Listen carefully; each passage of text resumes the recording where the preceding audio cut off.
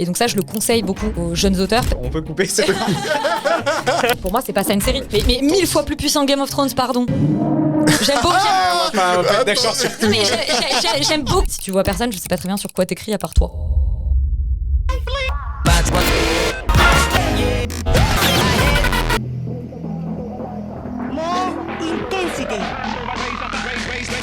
Bonjour à toutes et à tous et bienvenue dans Regard Cam pour le deuxième épisode. Regard Cam, c'est le podcast qui vous emmène de l'autre côté de la caméra pour vous faire découvrir les métiers de l'audiovisuel et du cinéma à travers des personnes qui y travaillent. Je suis Venceslas, smicard le jour et créateur de contenu la nuit, et aujourd'hui j'ai l'immense bonheur et plaisir de me retrouver avec Steven Briand, non pas comme invité mais bien comme co-présentateur. Exactement. Est-ce que ça va, Steven ? Bah écoute, ça va, toujours. Magnifique. Et aujourd'hui, du coup, il nous faut un invité et on a l'immense plaisir de se retrouver avec Elisabeth Iturbe. Comment ça va ? Bah ça va très bien, je suis contente d'être à Nantes. Magnifique. Tu as fait bon trajet pour venir aujourd'hui ? Très bon trajet, j'étais ravie. Eh ben, on va commencer dans le vif du sujet parce que Elisabeth, il va falloir que tu repartes assez vite vers tes contrées parisiennes.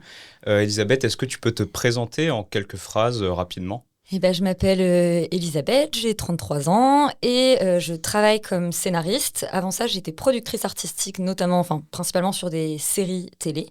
Et aujourd'hui, en tant que scénariste, j'ai la chance de travailler à la fois sur des séries, sur du long métrage, sur du court métrage, sur du documentaire, donc c'est assez varié. Et en parallèle de ça, j'ai co-créé avec toute une super équipe un podcast qui s'appelle La Perchée dans le cadre, que j'anime toutes les semaines et qui parle de cinéma et de séries. Magnifique. On va couper la partie où tu parles de ton podcast tout à fait concurrent au nôtre. Et du coup, pour cette partie interview, on va commencer, on va faire ça un peu chronologiquement. Donc, on va déjà commencer par, est-ce que tu as grandi dans un milieu où c'était vraiment le cinéma, ce genre de choses, c'était très présent ou pas ? Pas trop. Enfin, mes parents ils regardaient des films à la télé comme tout le monde, mais c'est pas une famille spécialement cinéphile. Par contre, avec mes frères et sœurs, on est 3 en 3 ans. J'ai un grand frère et une petite sœur, on est très rapprochés. Donc, on a beaucoup, pour le coup, joué ensemble, regardé le même genre de contenu, etc. Mais pendant longtemps, c'est vrai qu'on avait beaucoup de VHS, mais qu'on les utilisait plus pour faire, des constructions qu'on détruisait après. Mais on regardait quand même ce qu'il y avait dessus. Et j'ai l'impression que c'est plutôt tous les 3 qu'on s'est créé cette passion-là, que du coup, on avait demandé à avoir une petite caméra DV avec laquelle on a fait beaucoup de petits films scandaleux que personne ne verra jamais. Mais c'est plutôt né comme ça que par mes parents qui avaient une cinéphilie, qui nous ont inculqué. Ok, d'accord. Donc, c'est une affaire de fratrie. Exactement. C'est magnifique. Est-ce que, du coup, dans ces choses que tu faisais avec ton frère et ta sœur, est-ce que tu avais une passion pour l'écriture qui a commencé ? Est-ce que tu écrivais déjà des histoires à ce moment-là de ta vie ? Alors ouais, mais c'est un peu paradoxal parce qu'on n'écrivait pas de scénario quand on faisait ces films-là, on improvisait tout. Par contre, j'ai toujours écrit. Et c'est assez marrant parce que souvent, je me dis, la plupart des gens qui écrivent me disent qu'ils sont venus à l'écriture par la lecture. Moi, ça a été l'inverse. En fait, j'ai commencé à écrire avant de savoir lire, techniquement, dans le sens où quand j'étais... je crois que j'ai toujours adoré raconter des histoires et qu'on m'en raconte. Et du coup, quand j'étais en CP, j'ai dicté une nouvelle qui s'appelle Cadichon 2, mais il n'y a jamais eu de Cadichon 1, okay. Que j'avais dicté à ma nounou et à mon grand frère pour qu'ils écrivent l'histoire, et moi j'ai écrit la fin qui est bien sûr et du coup illisible, mais j'ai l'impression que j'ai toujours du coup commencé à écrire et donc après en primaire, au collège, au lycée, j'ai toujours écrit et je suis venue à la lecture plus tard, paradoxalement, mais du coup c'était pas complètement lié au cinéma ou aux séries dès le départ puisque, comme je le disais, malheureusement, on tournait sans scénario, ou en tout cas, on se racontait le scénario progressivement, ce qui fait que c'est pas des films qui se tiennent très bien. Il y en a beaucoup qui n'ont pas de fin, d'ailleurs. On y reviendra peut-être après, mais oui, du coup, t'aimes bien les histoires un peu sans fin, voire les histoires très longues. Ouais. Mais on va rester un peu sur le début de vie, début de carrière. Tu parlais du CP. Justement, je vais te lancer sur l'école. Est-ce que du coup, t'étais quel genre d'élève à l'école ? Est-ce que ça se passait bien ? J'étais pas une élève très simple à l'école, je crois. J'ai jamais été très disciplinée. J'étais très bavarde. Au collège, j'étais assez insolente.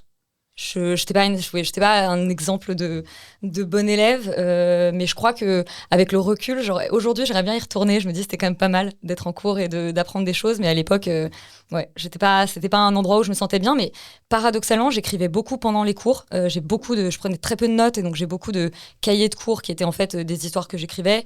Je faisais circuler les petites nouvelles ou les chapitres de romans qui n'ont pas eu de fin à mes amis. J'ai été beaucoup collée, donc j'ai aussi beaucoup écrit en en heure de colle. Donc j'ai l'impression qu'en fait, bizarrement, ça m'a plutôt servi dans ce sens-là. Voilà, mais j'étais pas un modèle d'élève parfaite. Est-ce que t'aimais vraiment pas toute l'école ou t'avais quand même tes petites matières favorites où tu donnais un peu du change? Honnêtement, je crois que j'aimais pas être assise dans une salle à écouter des gens parler à l'époque. Mais il y a des profs, évidemment, où ça m'a un peu plus parlé. Mais si la question, c'est de savoir si j'aimais particulièrement le français, j'aimais bien les maths aussi. Enfin, honnêtement, j'étais pas non plus l'élève 100%, par exemple, littéraire, qui était là quand c'était de la philo ou du français, j'étais à fond, et quand c'était des matières scientifiques, pas du tout. Je crois que c'était vraiment le cadre scolaire qui me plaisait pas. Après, j'étais pas une mauvaise élève, hein, pour autant, mais j'étais juste, j'étais pas là, quoi. Je crois que j'étais vraiment mentalement pas là pendant les cours. Et petite question, du coup, tu t'écrivais beaucoup. Quel genre d'histoire t'écrivais? Tu veux dire après Cadichon 2? Après Cadichon 2, ouais. Cadichon 2, c'était un âne qui s'était échappé de sa ferme et qui voulait pas y retourner parce qu'il avait envie de vivre en dehors d'un cadre déjà. Et la fin est banante parce qu'à la fin, il retourne dans la ferme et il trouve que c'est cool. Et je me dis, mais quel genre de mentalité j'avais à l'époque. Ensuite, j'écris pas mal de nouvelles. Celle peut-être qui est le roman qui a pas eu de fin, que j'ai écrit beaucoup quand j'étais au collège. Ça s'appelait La classe au bout du couloir et c'était l'histoire de cancre. C'était l'histoire d'élèves qui étaient dans un pensionnat où vraiment ils se rendaient compte que vraiment l'école les maltraitait et du coup ils essayaient de détruire l'école de l'intérieur. Ça, c'est ce que j'écrivais genre au début collège. Et ensuite, fin collège, j'ai commencé à raconter la même chose mais avec des éléments surnaturels et ça a progressivement évolué. C'est devenu une sorte de grand univers fourre-tout beaucoup plus fantastique. Et il y a certaines idées que tu pouvais avoir dans ce que tu écrivais à l'époque, dans lesquelles tu peux aller repiocher aujourd'hui dans le cadre de ton travail ou pas du tout? Bah typiquement oui, la série, l'ébauche de série fantastique que j'ai créée que j'ai commencé à créer quand j'avais 15 ans, c'est une série d'animation sur laquelle je travaille maintenant d'arrache-pied pour que ça voie le jour, ouais. Mais cool. Oui, c'est mon une espèce de vieux projet qui est revenu et c'est drôle parce que je parlais de la classe au bout du couloir, je pense qu'il y a une sorte d'ancêtre de ce projet-là, ouais. Trop bien.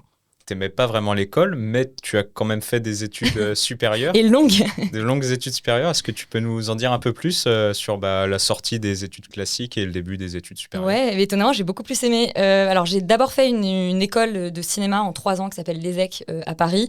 La première année, ils appellent ça une année prépa. En gros, c'est une année où vraiment c'est totalement théorique en fait. C'est vraiment de l'apprentissage théorique.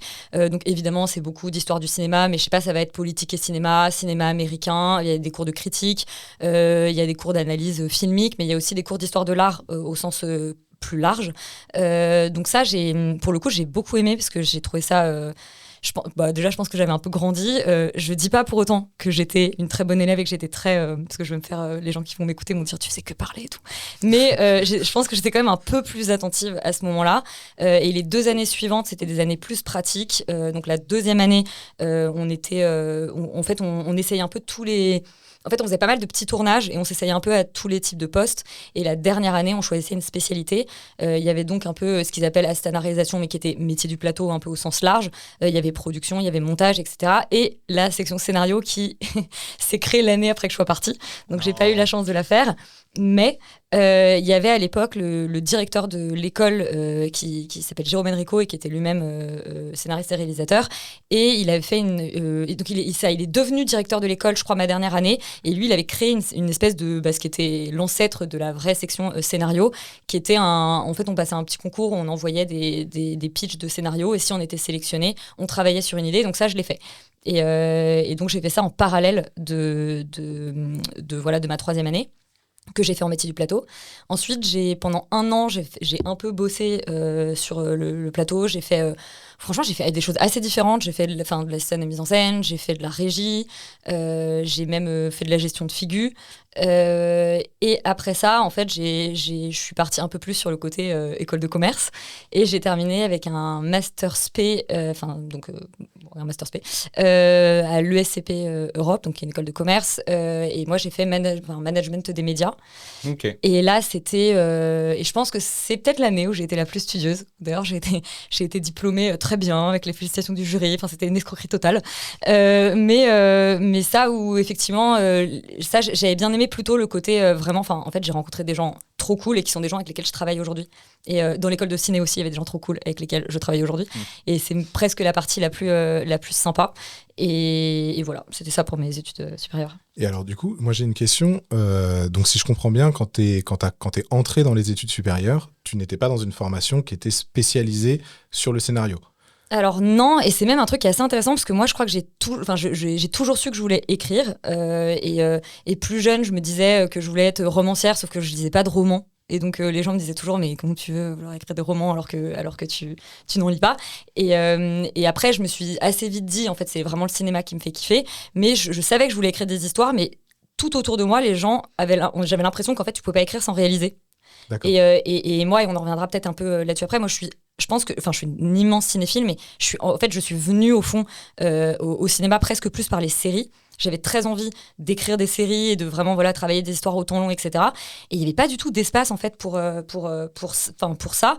Et donc quand je suis arrivée en école de cinéma, je me souviens assez vite qu'au début je disais j'ai envie de travailler sur des séries, j'ai envie d'écrire et tout, et de vraiment me heurter à un truc où les gens voulaient être genre auteur au sens vraiment français du terme. Enfin, j'écris, je réalise et voilà et moi de me sentir un peu en décalage, voire un peu je sais pas, un peu nul en fait. Enfin, je sais pas, il y avait un truc peu de... Ouais, mais en tout cas, il y a un truc intéressant qui est que finalement, aujourd'hui, t'es scénariste, alors même que quand t'es rentré dans les formations supérieures, il n'y avait pas un chemin tout tracé qui te disait pour être scénariste, il faut aller par là. Quoi. Non. Et d'ailleurs, je me rappelle que j'avais quand même un peu regardé et qu'il y avait assez peu d'écoles qui proposaient des écoles de scénario. Je pense qu'en France, on a vraiment... Ça change, mais une vision vraiment où si t'écris, tu réalises. Et si tu réalises, tu dois écrire. Alors qu'en fait... Fincher n'a jamais écrit un de ses films, pour autant c'est un des plus grands auteurs du 20e, début 21e siècle. Donc c'est assez absurde, mais il y avait vraiment cette idée-là, je pense, qui était ancrée chez moi. Et d'ailleurs, j'ai réalisé des courts-métrages où à chaque fois j'avais l'impression de massacrer mes idées. Et je me disais, mais c'est hyper dommage. En fait, je prends pas particulièrement de plaisir à ça. Et par contre, et c'est là où après je suis arrivée à la production, c'est que moi, le métier qui me faisait vraiment fantasmer quand j'étais ado, mais qui n'existait pas en France et qui existe encore très peu, en fait, c'est le métier de showrunner. Et showrunner, c'est à la fois que, en fait, ça veut dire que tu crées une série, que tu es l'auteur principal de la série qui va travailler avec d'autres auteurs, mais tu es le garant de la vision de cette série. Mais tu as en même temps une casquette de producteur artistique, dans le sens où tu es aussi garant de en fait, la manière dont la série se fabrique. Donc tu vas discuter avec les réalisateurs, puisque sur une série, il y a souvent plusieurs réalisateurs. Tu es vraiment le garant de cette espèce de vision cohérente. C'est un métier qui, moi, me faisait fantasmer parce que je grandissais devant des séries dans lesquelles il y avait un showrunner qui était derrière. Et assez rapidement, on m'a dit, mais tu sais, en France, le seul qui ait vraiment fait ça, c'est Éric Rochant sur le Bureau des légendes. Il y a des gens qui considèrent aussi Fanny Herrero sur 10%, mais en fait, c'est très peu. Et du coup, c'est vrai que je me suis dit, en fait, je veux faire un métier qui n'existe pas. Donc, c'est mal barré a priori. Peut-être qu'il y a une grosse place à prendre. Exactement. J'espère, mais honnêtement c'est pour ça que je suis restée aussi longtemps, parce que du coup on va y venir, mais j'ai fait de la production avant de faire du scénario et je me rappelle assez tôt avoir discuté avec le producteur qui m'embauchait et lui dire que moi je voulais faire ça et lui m'avait dit mais tu sais, si tu veux faire ça, faut vraiment que tu restes en prod suffisamment longtemps pour dire que tu es capable de le faire, parce que une fois que les gens voient que tu es capable de le faire, si tu es scénariste et que tu crées une série, au moins les gens ils peuvent pas ils peuvent pas empêcher que tu as des crédits qui attestent a priori que tu as fait ça. Alors que le problème qu'on a en France aujourd'hui, c'est qu'il y a beaucoup de scénaristes assez capés qui ont créé des choses, etc., et qui aujourd'hui disent en fait j'aimerais bien avoir mes parts de copro, j'aimerais bien être showrunner, etc., et en fait ils se heurtent parfois au fait que les producteurs leur disent oui, mais concrètement est-ce que tu sais ce que ça veut dire. Et donc les producteurs ont l'impression que c'est juste des gens entre guillemets qui veulent avoir plus d'argent sur la série ou ce genre de choses et ils se disent ils sont pas capables de faire, ce qui est parfois très injuste d'ailleurs, mais je pense qu'il y a aussi des gens qui savent pas du tout la réalité du métier. Pas vraiment conscience des vrais enjeux derrière. Oui, quoi. C'est ça. Ok. Du coup, j'ai cru comprendre que tu commences à nous parler de tes premières années vraiment dans le métier avec la production. Ouais.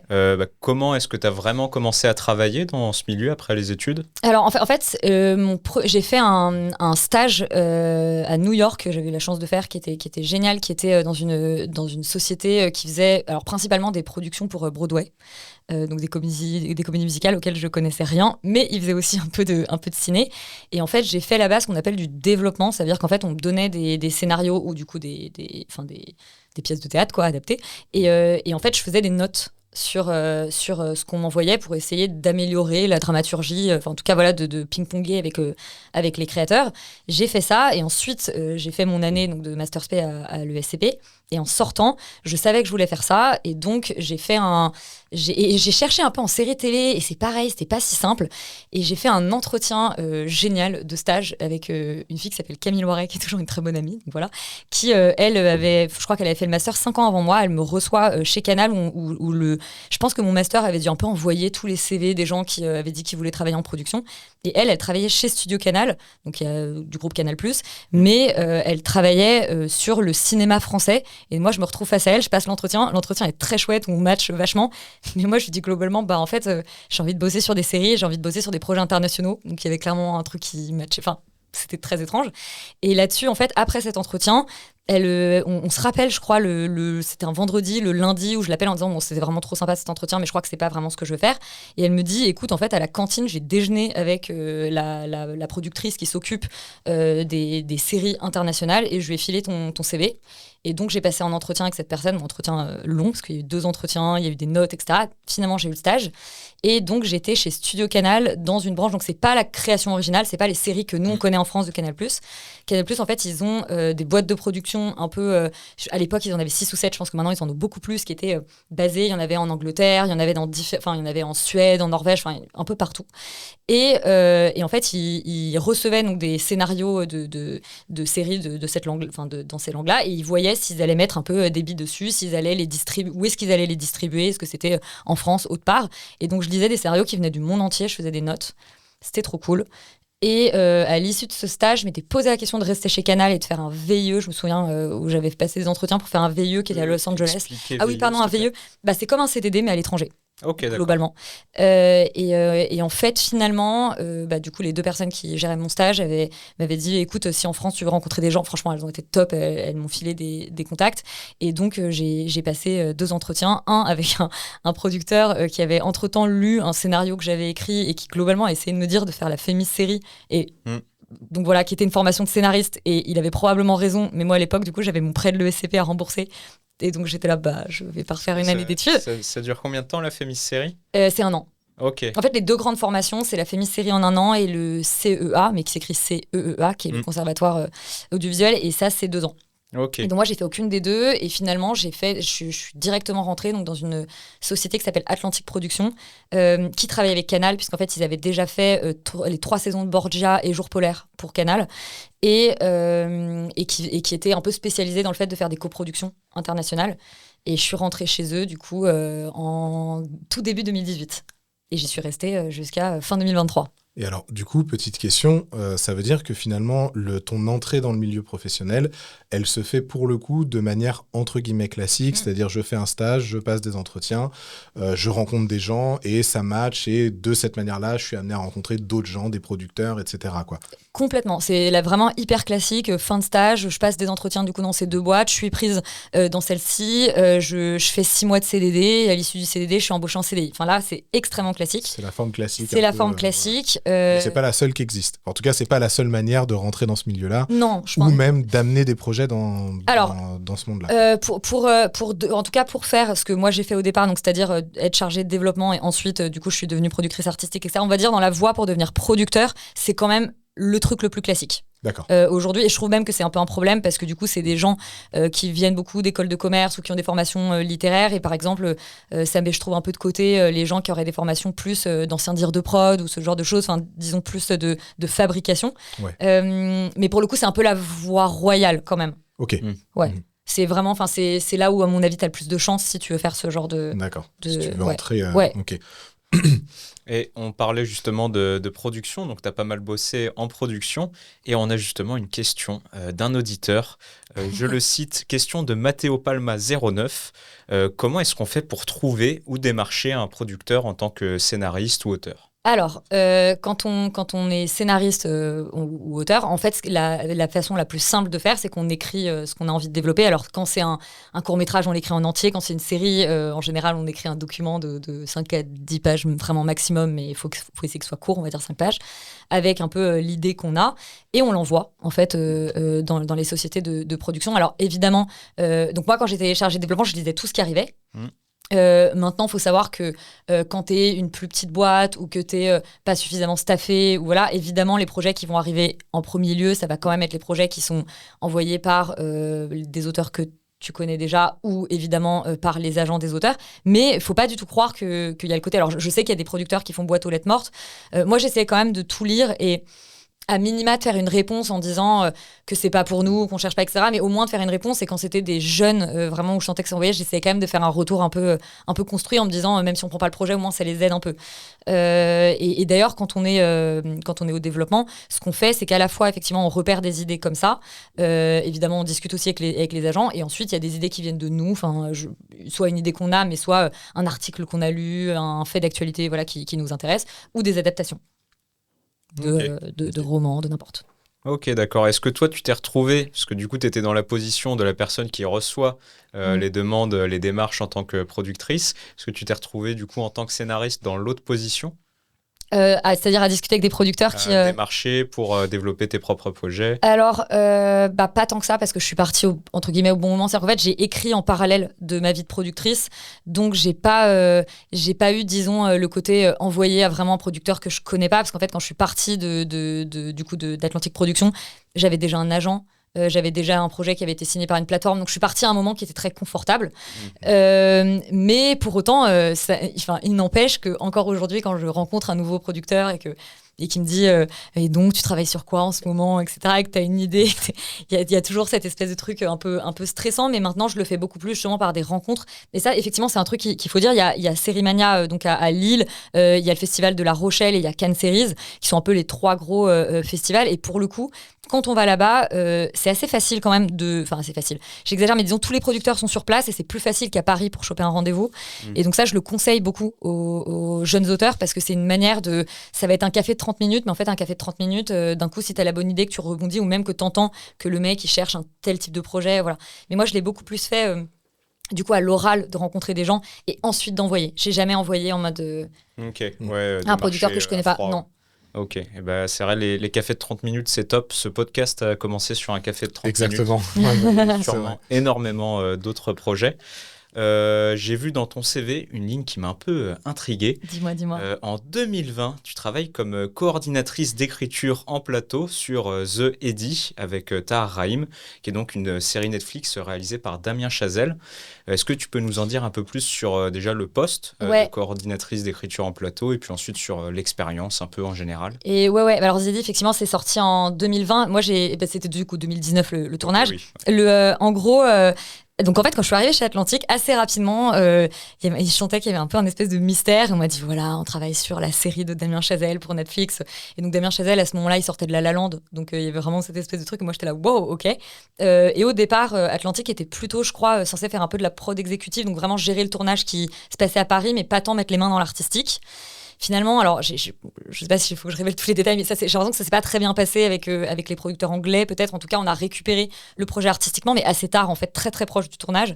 Donc, on n'avait pas une marge de manœuvre au développement, c'est-à-dire pour vraiment transformer le projet de l'intérieur, qui était énorme. En revanche, ils avaient besoin déjà, il y avait donc les 2 producteurs d'Atlantic qui allaient vraiment produire la série à Paris. Et ensuite, ils avaient besoin de quelqu'un pour faire ce qu'on appelle donc la coordination d'écriture, donc c'est-à-dire en fait globalement The Eddy, ça a été écrit à 90% par Jack Thorne, qui est un auteur anglais qui a fait Adolescence récemment, qui a fait His Dark Materials, qui a bossé sur Skins, qui est vraiment un gros auteur anglais. Et lui il était en Angleterre pendant les 3/4 de la série, et The Eddy, c'était réalisé par Damien Chazelle, mais aussi par 3 autres réalisateurs. Damien Chazelle faisait les 2 premiers épisodes et ça changeait tous les 2 épisodes. Il y avait Ouda Benamiya, il y avait Laila Marakchi et Alan Poul, le dernier bloc. Et en fait, du coup, moi, j'étais sur place. J'avais les mains sur ce qu'on appelle Final Draft, qui est vraiment le logiciel sur lequel on modifie un scénario. Et je discutais à la fois avec tous les réalisateurs, donc bloc par bloc, donc au début avec Damien Chazelle, puis avec chacun, avec le premier assistant de chaque bloc, avec les scripts, donc les gens qui se chargent de la continuité et vraiment de la cohérence de l'ensemble. Et avec Jack Thorne, de manière à faire évoluer le scénario jusqu'à ce qu'on allait tourner. Donc, c'est-à-dire, pour donner un exemple précis, à un moment donné, on a un décor qui n'est pas le décor tel qu'il a été écrit dans le scénario. Donc, il faut réadapter la scène complètement. Moi, ils vont me dire ça, et ça va être ça sur, 20 scènes du scénario. Je vais faire toutes les modifications, et je vais envoyer à Jack Thorne en lui disant, voilà toutes les modifications qui sont demandées par rapport au changement. qu'est-ce qui est OK pour toi, et moi dans ce cas-là je le fais directement, et qu'est-ce que toi vraiment ça te demande un retravail vraiment artistique, auquel cas c'est lui qui le fait. Et donc il m'envoyait, et moi je remettais le scénario en ordre de manière à ce qu'il puisse être tourné, en sachant que Ziedi c'est une série multilingue qui se passe dans 5 langues, donc il y avait aussi que je m'occupais d'envoyer aux différents traducteurs, et moi aussi de réagencer de manière à ce qu'on ait toutes les langues dans le scénario. Donc en gros j'étais la personne responsable du scénario qui ensuite allait pour que tout le monde ait vraiment le bon scénario au bon moment, de la bonne manière, adapté au bon décor, dans la bonne langue, etc. Donc un petit casse-tête quand même.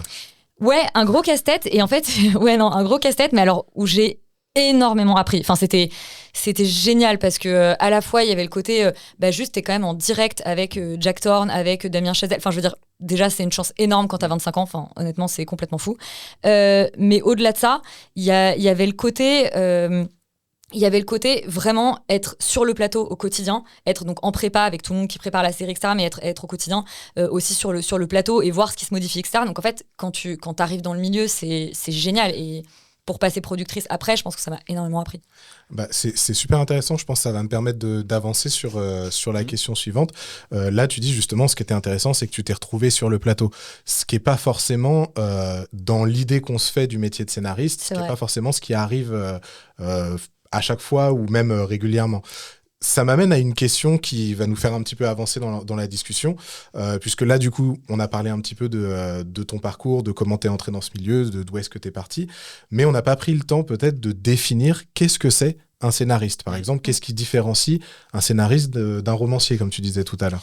Je pense que la principale différence, c'est que tu écris pour l'image. Donc, en fait, t'es pas là pour vraiment avoir un style littéraire, tu vois, profond. Tu es vraiment là pour être quand même assez précis techniquement sur ce que tu as à l'image. Donc avoir une écriture quand même assez imagée, et où tes personnages, c'est pas ce que tu écris, c'est pas ce qui... Enfin, il faut pas que ce soit leur psychologie dans le sens qui se passe dans leur tête, que ce soit des actions qui vont manifester cette psychologie. Il faut que ce soit concret quand tu écris.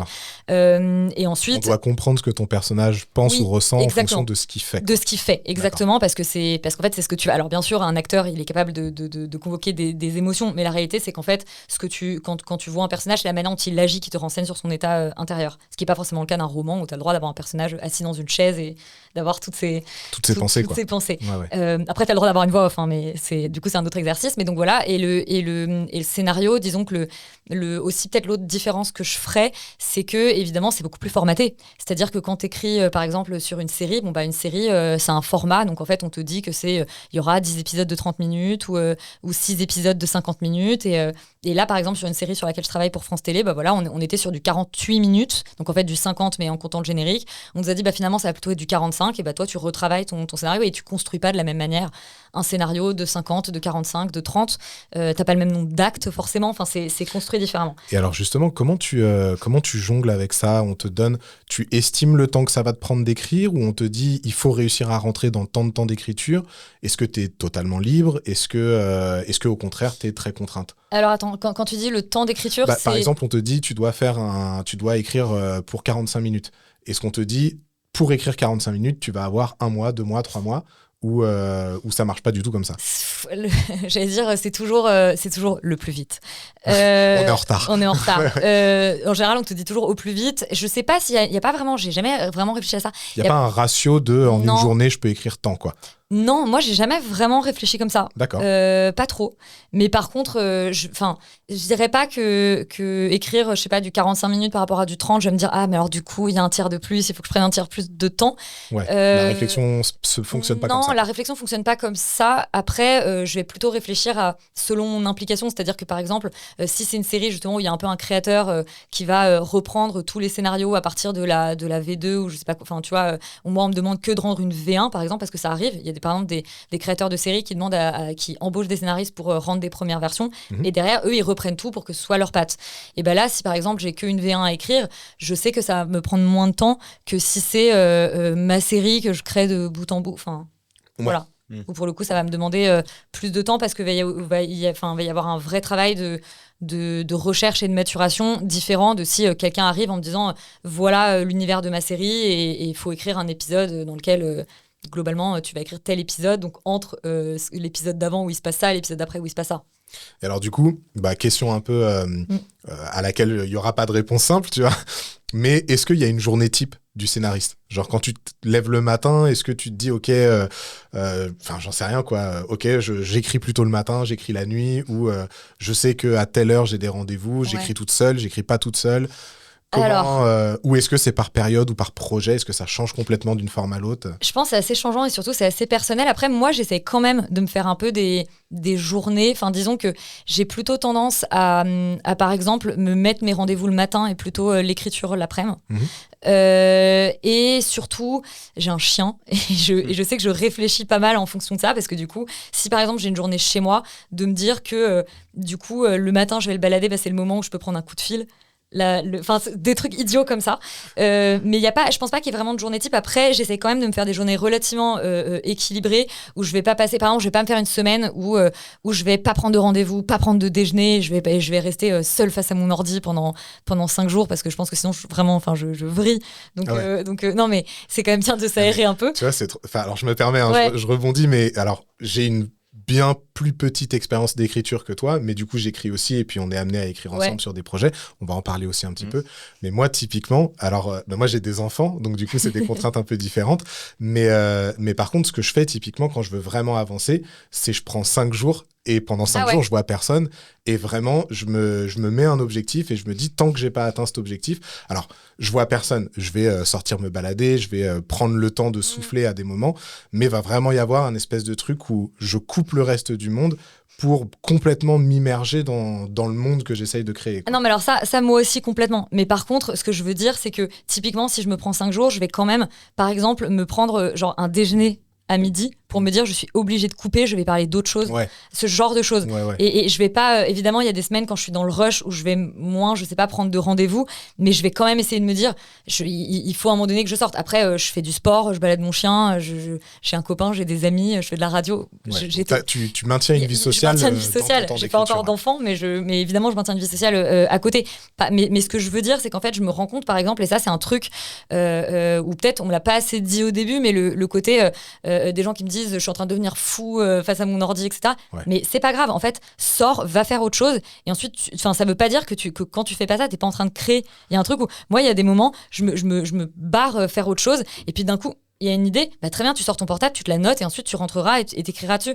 Mais comme pendant longtemps, j'étais du coup en production et j'écrivais, je me rappelle que j'avais cette espèce de truc où j'écrivais le soir, du coup, la nuit, les week-ends, pour le coup, déplorable en termes d'hygiène de vie. Non, mais ce que je veux dire, c'est qu'il y avait un côté où je me rendais compte que je stockais en fait toutes mes idées dans ma tête toute la journée et que du coup quand je revenais je déroulais sur une page et en fait j'ai un peu essayé quand même de garder cette espèce de truc de me dire c'est pas grave si je fais autre chose, en fait ça veut pas dire que mon cerveau il est pas en train de processer et de pas s'astreindre à être face à son ordi là comme ça bloqué. Et puis effectivement parfois ce que tu disais sur le fait de balader ton chien, moi je sais que typiquement marcher parfois, c'est un truc qui est tellement... c'est comme relâcher un peu les idées et du coup, ça flow plus facilement. Et après, ça peut être marcher, ça peut être faire de la piscine ou peu importe. Quoi. Mais c'est vrai que être dans un truc trop cadré, à un moment donné, tu peux vraiment te retrouver face à des murs, quoi. Mais complètement. Et tu vois, ça rejoint un truc dont on parlait tout à l'heure de être scénariste, c'est pas être sur les plateaux. Alors aux États-Unis, ils ont beaucoup plus des writers on set, donc des scénaristes qui viennent sur le plateau. En France, on le fait pas trop. Moi, je pense que c'est super important que les scénaristes, ce soient pas des gens dans une chambre qui écrivent complètement coupés du monde et qu'en fait, à la fois, maintenir une vie sociale, ça c'est pour la vie, voilà. Mais en fait, comprendre comment fonctionne un plateau, etc. C'est super important. Je prends un exemple, mais pour quand même qu'on comprenne à quel point c'est important. Moi, je me rappelle sur une série sur laquelle j'ai bossé, qui était une grosse série quand même, où il y a des scénaristes qui, on leur a demandé de modifier une scène. Et ils nous ont envoyé la scène modifiée déjà très très très tard par rapport au fait qu'on tournait le lendemain. Donc s'il y avait des choses à changer, comme vous expliquez que les décors sont déjà prêts, que la journée elle est déjà prévue et que bon voilà. Mais ils nous avaient dit du coup on a réécrit cette scène et cette réécriture ça aura une implication sur telle et telle scène, de scènes qui étaient déjà tournées. Donc ça veut dire qu'en fait ils n'ont pas le plan de travail en tête avec ça. C'est pas leur faute, personne leur a donné. Mais je trouve que c'est super important quand t'es scénariste et qu'aux États-Unis ils travaillent vraiment comme ça et je trouve que franchement il faut pas tout prendre des États-Unis, c'est clair, mais il y a quelques trucs qu'on pourrait prendre d'eux et notamment sur la manière dont ils arrivent à construire des séries au long cours de manière cohérente et que ça, alors que nous on est toujours en train de courir derrière le temps et c'est pour ça qu'il y a très peu de séries d'ailleurs qui connaissent beaucoup de saisons en France. Je trouve que les scénaristes, faut pas trop les couper du monde non plus, faut qu'ils comprennent les réalités de la prod, faut évidemment qu'ils voient des gens parce que d'ailleurs si tu vois personne, je sais pas très bien sur quoi t'écris à part toi. C'est top, c'est une bonne phrase, ça me plaît. Du coup, également, tu nous disais que tu as beaucoup travaillé pour la télé. Tu as également, tout à l'heure, tu parlais de The Eddy sur Netflix. Ouais. Est-ce qu'il y a des choses qui changent beaucoup entre travailler pour la télé plus traditionnelle et les nouvelles plateformes comme Netflix ou Prime, pour qui tu as aussi pu travailler? Alors, j'allais dire de moins en moins, mais il y en a. Alors, côté producteur, mais j'imagine que vous recevrez peut-être un jour un producteur, il y en a, parce que c'est pas exactement les mêmes systèmes, même si aujourd'hui le CNC force les plateformes à s'adapter, etc. Mais c'est pas exactement les mêmes conditions, et donc t'es un peu plus à la manette quand t'es producteur sur du herdien, alors que quand t'es plateforme, très souvent il y a un truc très à l'américaine où c'est quand même le diffuseur qui a beaucoup de choses, enfin qui tient beaucoup de droits, etc. Mais c'est quand même un peu, je vais rentrer dans les détails, mais c'est de moins en moins le cas quand même, parce que justement on oblige les plateformes à s'adapter au système français. Maintenant, en termes d'écriture, honnêtement, pas tant. Je pense qu'il y a beaucoup de gens qui s'attendaient à ce qu'il y ait beaucoup plus de différences. Et en fait, typiquement, je sais pas, un Netflix, par exemple, aujourd'hui, s'inspire beaucoup de TF1. Donc, en fait, faire vraiment du populaire, du grand public, quelque chose qui peut rassembler à la fois les parents, les enfants. Et donc, il n'y a pas de... Il y a de moins en moins, je trouve, de différences. Après, évidemment, chaque chaîne, chaque plateforme a quand même un peu une ligne éditoriale différente. Donc, par exemple, je dirais c'est plus différent d'écrire du Canal que d'écrire du TF1 Netflix, par exemple. Ok, d'accord. Parce que Canal ont vraiment une patte un peu marquée où ils essayent de se différencier à fond. Et après, si, les différences, mais il y a des trucs idiots. Là, je caricature un peu, mais par exemple, si tu travailles sur des chaînes qui ont de la pub et que, par exemple, tu écris du polar, on va te demander est-ce que la scène juste après la coupure pub, t'es deux personnages qui résument quand même un peu ce qui s'est passé avant. Et donc ça donne ces drôles de scènes avec les personnages qui marchent dans la rue et qui disent et tu as bien eu le coup de fil du procureur, oui, non, et en fait ils sont en train de se parler de ce donc c'est à ça qu'elle sert, c'est ça. C'est à ça qu'elle sert. Si jamais t'arrives après la pub ou que t'as oublié parce que t'as vraiment une mémoire, tu vois, nulle pendant la pub, et après c'est aussi parce que pour le coup, Netflix et TF1 pas mal, ils essayent d'écrire de manière à ce que les gens qui sont en train de faire autre chose en même temps puissent quand même suivre. Donc ça veut dire que beaucoup de choses sont dites au lieu d'être montrées. Ce qui est l'ennemi de la première règle qu'on t'apprend en écriture, qui est show don't tell. Donc montre ne dit pas, mais...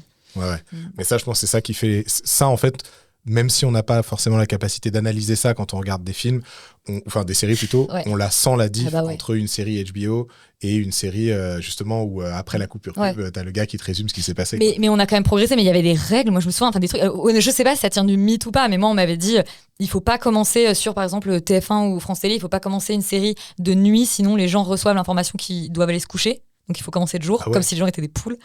Chez France Télévisions, ils font un meurtre dans les 10 premières minutes. C'est pas, c'est caricatural, mais c'est des règles, tu vois, que t'entends. Et je pense qu'il y a des gens, tu sais, ça mature au bout d'un moment, ils sont là. Ça commence de jour, il y a un meurtre, tu vois. Mais après, il y a des écritures très codifiées. Et du coup, je me permets, je rebondis, mais c'est intéressant parce qu'il y a des règles, entre guillemets, dans l'écriture, mais de la même manière, elles peuvent être challengées, quoi. Oui. C'est-à-dire que, tu vois, quand on parle d'écriture un peu classique, on va parler de certains bouquins, Mackie, John Truby, des gens comme ça. Et, Save the Cat. Save the Cat, donc ça c'est Snyder. Et, mais d'un autre côté, t'as Miyazaki, quoi. Et Miyazaki, ça rentre dans aucune des règles, enfin, pas complètement, mais on va dire que la structure de ces récits, souvent, ils sont un peu... ils font un peu des pas de côté, ils suivent pas vraiment le chemin. Mais pourtant, tu te retrouves à avoir une histoire qui est hyper planante, qui est hyper forte, dans laquelle tout le monde rentre, quoi. Mais de toute façon, je pense que c'est toujours la même règle, c'est qu'il faut connaître les règles pour pouvoir les contourner.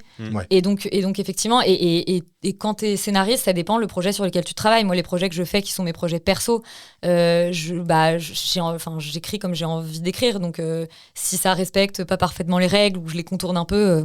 tant mieux presque. Par contre, quand on te demande, alors par exemple, moi j'ai jamais, et en France on en fait très peu de sitcoms, si tu travailles sur une sitcom, alors les sitcoms c'est minuté, il faut que tu aies une vanne par page, enfin tu fais, et ça fait partie des règles du jeu, de la même manière que j'ai coproduit un Meurtra, donc Meurtra qui est une collection sur France Télé où où le principe, c'est que ça se passe dans une région. Moi, c'était Meurthe à Nancy, par exemple. Pardon, c'est une ville. À chaque fois, c'est une ville, et c'est Meurthe à Nancy, Meurthe à Strasbourg, Meurthe à Nantes. Il y en a peut-être eu un. Et là, par exemple... je pense. Pas qu'un. Non, mais c'est Meurtre au pluriel. C'est Meurtre au pluriel, le titre. Ah, bon, ça va. Et là, typiquement, t'as un cahier des charges, mais vraiment, là, c'était pas moi qui l'écrivais, mais les scénaristes, ils en avaient fait 3 ou 4, et ils me disaient, non, mais c'est tout ça qu'il faut se passer, et c'est quasiment un exercice. Mais après, ça, pour le coup, moi, j'ai jamais écrit de meurtre, mais je pense que quand tu fais ça, tu sais que c'est un exercice, et il faut le prendre comme tel. Par contre, évidemment, quand tu développes tes projets perso, que tu fais du travail créatif, évidemment, typiquement, moi, les livres dont on parle, j'avoue, je les ai pas lus, et je le reconnais. Non, mais parce que j'ai fait tellement semblant de les avoir lus. Je les ai pas lus, j'ai lu des résumés, voilà. Mais je pense que une des très bonnes manières de comprendre les règles, c'est juste de mater plein de trucs. Et qu'en fait, quand tu mates plein de trucs, tu te rends compte au bout d'un moment, et c'est inconscient. Moi, je me suis jamais dit en écrivant oh là là, tel moment, etc. Mais en fait, tu comprends qu'intuitivement, tu vois bien où est ton élément déclencheur. Tu vois, il y a un truc où tu. Mais je pense que l'intérêt de ces bouquins, c'est d'expliciter en fait ces règles-là. Mais ils sont hyper bien faits de ce que j'en ai compris. Enfin, Save the Cat, pour le coup, j'ai lu un résumé. Je trouve que c'est hyper limpide. Ouais, et c'est ça qui est chouette, quoi. Je vais vous lancer sur une question qui est tout à fait téléphonée pour moi. Steven, on en parlait la dernière fois, tu as un projet de court-métrage qui sera tourné normalement dans l'été qui arrive. C'est ça. Avant de tourner un court-métrage, il faut l'écrire. Effectivement. Et c'est vraiment beaucoup de boulot d'écrire. Et tu as eu de l'aide pour ça, justement, de Elisabeth. Hasard de dingue. Hasard de dingue. C'est vraiment fou. On se baladait devant la gare, on a croisé Elisabeth. Et elle était en train d'écrire, tu vois, et on a fait, mais tu écris. C'est magnifique. Enfin, ça s'est passé en anglais, tout ça. Bien sûr. Oui, évidemment. Parce que vous êtes des ricains, bien sûr. Ouais. Du coup, est-ce que vous pouvez me parler un peu d'écrire ensemble, de comment ce projet s'est passé Ouais, alors du coup, pour faire un peu la genèse du projet, Souvenir de Sable, c'est un projet de court-métrage, du coup.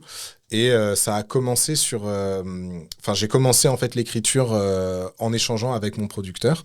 Donc je lui ai proposé différentes idées et lui il m'a aidé un peu à cerner une idée qui était réalisable, qu'on pouvait fabriquer. Et à partir de là, j'ai eu une phase d'écriture où j'ai commencé d'abord seul à écrire, et puis ensuite je suis rentré dans une résidence d'écriture. Donc là c'est avec une directrice d'écriture, d'autres auteurs, où on lit les projets les uns des autres, etc. Et ensuite, j'ai essayé de finir le projet un peu seul, et je suis arrivé à ce moment-là, dans ce moment où tu as l'impression que ton projet tient toujours pas debout, que là, ça faisait déjà 1 an, une bonne année que j'étais en train de bosser dessus, ton projet il tient toujours pas debout, tu as testé toutes les manières possibles et imaginables de le retourner pour voir qu'est-ce qui se passe si tu changes ceci ou cela, et pourtant quand tu le fais lire, les gens te font tout le temps un peu les mêmes retours qu'à un moment... ok, mais tu sais pas comment faire, quoi. Et donc c'est là où en fait mon producteur s'est dit ça pourrait être intéressant que tu discutes avec une scénariste de métier, quelqu'un qui fait du scénario et pas, justement, on en parlait tout à l'heure, et pas forcément qui réalise aussi à côté, mais quelqu'un qui est vraiment spécialisé dans l'écriture.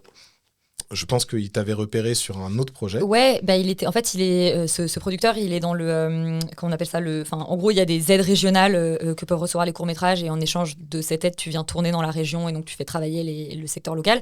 Et lui était dans le comité de Pays de la Loire qui avait donné de l'argent à un court-métrage qui s'appelle Chew comme chewing gum, qui est disponible sur Canal+. Sur Canal+, tout à fait. Et il avait lu en fait le scénario de Chew qui lui avait beaucoup plu, sur lequel j'avais justement coécrit avec le réalisateur. Et donc c'est comme ça en fait qu'il est venu me chercher pour Souvenir de Sable, en me disant que que c'était un peu le même genre de collaboration qu'il cherchait. C'est ça. Et donc du coup, alors le point commun qu'il peut y avoir entre Chew et Souvenir de Sable, qui sont 2 films qui n'ont absolument rien à voir, c'est grosso modo le genre. Oui, c'est des films de genre. Le fait que c'est du cinéma fantastique. Après, il y a 1000 manières de faire du fantastique. Il y en a un où c'est des gens qui deviennent des chewing-gums, et l'autre où il y a un retour dans le temps. C'est pas le même genre. C'est pas du tout le même genre, mais on va dire ça rentre dans cette grande case. Ouais. Et en fait, et donc du coup, on se rencontre avec Ellie autour d'un café, décidément. Ouais. Et en fait, très rapidement, je pense que, en tout cas pour moi, ça a rapidement matché. Je pense que le truc qui s'est passé en fait assez vite, mais je dirais dans les 15 premières minutes de notre échange, ça a été le fait que tu prennes le matériel et que tu le remettes pas en question dans sa substance, que t'es pas en train de me dire en fait ce que tu veux raconter, c'est pas vraiment ça qu'il faut raconter, ce qui était le genre de retour que je pouvais beaucoup avoir, tu vois. En fait, ce serait plus intéressant si tu racontais finalement autre chose. Et toi, en fait, ce que t'as fait, ok, tu veux raconter ça marche pas très bien, mais peut-être qu'on peut essayer de comprendre pourquoi ça marche pas bien. Et ça, c'était un peu le truc, moi, qui m'avait frappé à l'époque. C'était cette dimension un peu où tu cherches à comme faire un diagnostic en fait de ce qui marche ou ce qui marche pas. Et puis à partir de là... Et bah ça, c'est marrant parce que je pense que c'est un truc que j'ai hérité peut-être de mes années de développement, mais en fait, quand t'écris toi, que tu crées ta propre histoire, bon bah c'est tes règles du jeu, tu les crées. Mais quand tu travailles, on va dire, au service de quelqu'un d'autre, que ce soit par exemple un créateur de série et toi tu viens travailler sur sa série ou au service de la personne qui va ensuite réaliser le film, je trouve ça un peu, entre guillemets, un peu étrange en fait de lui dire ce qu'il doit raconter. Lui, il sent ce qu'il doit raconter de manière un peu instinctive et toi t'es là pour en gros l'aider à accoucher de cette version-là et à lui donner peut-être les outils techniques, dramaturgiques, etc. Mais voilà, moi j'ai l'impression que c'est plus un travail d'aide en fait, d'aide à l'accouchement. Mais c'est vrai, il y a vraiment ce truc d'accouchement, quoi. Et je pense qu'il y a un truc, effectivement, dans l'écriture, il y a un truc qui est aussi, comment dire, il y a une certaine forme de fragilité, en fait. On s'expose, quoi. Quand t'écris, tu travailles avec des émotions, avec des choses parfois sur lesquelles tu peux être un peu fragile, etc. Et c'est super important, justement, dans les échanges, d'être avec quelqu'un en qui tu peux avoir confiance. Et c'est vrai que nous, dans les échanges, j'ai rapidement senti ce truc de... c'est ça en fait, tu jugeais pas les idées d'un point de vue de c'est bien, c'est pas bien, tu les acceptais comme elles étaient et ensuite c'était comment est-ce qu'on les travaille, quoi. Mais parce qu'en plus, je pense que et c'est vrai qu'on l'a pas beaucoup dans l'impression que c'est un métier très solitaire, scénariste, alors qu'en fait, pas tant, et notamment, il y a des projets sur lesquels on travaille. Donc, par exemple, je parlais d'une série France Télé sur laquelle je travaille. En fait, on a d'abord travaillé en room. Donc, c'est-à-dire qu'en fait, en room, c'est les auteurs qui sont dans une même pièce et qui essayent de trouver quoi raconter, et ensuite on découpe tout ça en épisodes et on se répartit les épisodes. Mais donc il y a vraiment une partie de ping-pong. Là en l'occurrence on était 3 plus le créateur de la série, donc 4. Parfois c'est avec un réalisateur, donc on est par exemple que 2, mais ça peut être un travail je trouve de ping-pong comme ça. Et effectivement sur ce côté-là, c'est quand même un métier où je pense que c'est quelque chose de très humain, c'est-à-dire que quand même on raconte des histoires qui a priori nous parlent et donc on est en face de gens où c'est assez étonnant, mais en fait tu fais très vite connaissance avec quelqu'un quand tu coécris parce que les gens forcément ils ont une idée et ils te disent en fait j'ai cette idée parce que et là ils te racontent un bout de leur vie parce qu'en réalité t'as quand même des idées parce que t'as lu telle chose, rencontré telle personne, il t'est arrivé tel événement, et comme ton scénario est peut-être pas encore parfaitement construit, et pour expliquer ce que tu as dans la tête et ce que tu essayes de faire, tu vas t'appuyer sur des choses. En fait, moi, il m'est arrivé tel truc et ça m'a donné envie de développer tel type de personnage ou d'intrigue. Et donc, c'est un métier dans lequel tu te livres un peu. Et en plus de ça, effectivement, tu as raison, il y a un truc quand même de vulnérabilité, je trouve, quand même, quand tu fais lire quelque chose qui vient de toi, où c'est ton jus de cerveau, c'est un peu ton cœur. Enfin, il y a un truc où voilà. Et où j'ai un pote qui me dit souvent, si t'as pas peur de faire lire, c'est qu'en fait, c'est pas bien, parce que ça veut dire que tu as pas mis du sien. Et je pense qu'il a assez raison là-dedans. Et donc effectivement, être en face de gens qui vont accueillir tes idées, quand bien même elles sont encore un peu mal foutues. En plus. Voilà, c'est parce que moi, ça m'est arrivé une fois de travailler avec un co-scénariste où vraiment ça s'est pas bien passé et qui était un mec pas du tout de ma génération et qui avait franchement un positionnement très paternaliste, je pense qu'on peut le dire, et où je me souviens qu'au bout d'un moment, j'étais bridée créativement, alors que c'était mon projet, c'était moi la créatrice du projet au départ, mais en fait d'avoir quelqu'un qui me disait c'est pas censé être comme ça, et en gros comme si j'avais mal compris ma propre idée, et au bout d'un moment j'arrivais, en fait je crois que j'en venais à avoir peur de proposer des idées, et si t'as peur de proposer des idées, tu vas pas t'en sortir. Et ça, c'est un truc que beaucoup de scénaristes disent au début d'une room ou quelque chose comme ça, c'est il n'y a pas de mauvaise idée. C'est-à-dire, même si tu dis un truc, les gens disent toujours j'ai une idée, je crois que c'est un peu de la merde, mais ouais, mais en fait, même si c'est un peu de la merde, il y a peut-être quelque chose à en tirer, peut-être que ça va faire rebondir quelqu'un. Donc, il faut vraiment être dans une zone où les gens se jugent pas, etc. Parce que sinon, en fait, juste t'es bridé et du coup, t'oses plus proposer et t'avances pas. Ouais. Et je pense que c'est là aussi où il y a des matchs qui se font ou qui se font pas. Et effectivement, des fois, t'as des gens qui sont... C'est pas qu'ils veulent t'embêter dans ton projet ou quoi, mais c'est juste que leur manière d'aborder ton idée, en fait, correspond pas du tout à celle que toi, tu cherches. Oui, il y a des cerveaux. Mais je trouve que tu t'en rends assez vite compte, même quand tu fais des rooms ou ce genre de choses, qu'il y a des gens avec qui, d'un coup, je sais pas, t'as les mêmes références, t'as le cerveau construit de la même manière, et du coup, quand il y en a un qui dit quelque chose, même si c'est mal fichu, l'autre, il comprend ce que l'autre veut dire, etc. Et des gens, mais ça, c'est valable dans la vie de tous les jours, et des gens où ils sont très sympas. Pour le coup, c'est pas du tout qu'ils sont pas sympas. C'est juste que vos cerveaux, ils sont pas branchés pareil, et vous n'arrivez pas à vous comprendre, quoi. Ouais. Et donc, oui, effectivement, donc sur Souvenir de Sable, on a pu travailler comme ça. Encore quand même un bon moment. Hein. Ouais, pardon. Du coup, je rebondis un peu sur les deux à la fois. Est-ce que du coup, sur Souvenir de sable, vous vous êtes rendu compte qu'au niveau des cerveaux, ça correspondait un peu, ou alors il y avait des divergences qui pouvaient être intéressantes? Alors je pense que, moi j'ai eu l'impression que ça matchait. Moi pas du tout. C'est très mauvais souvenir.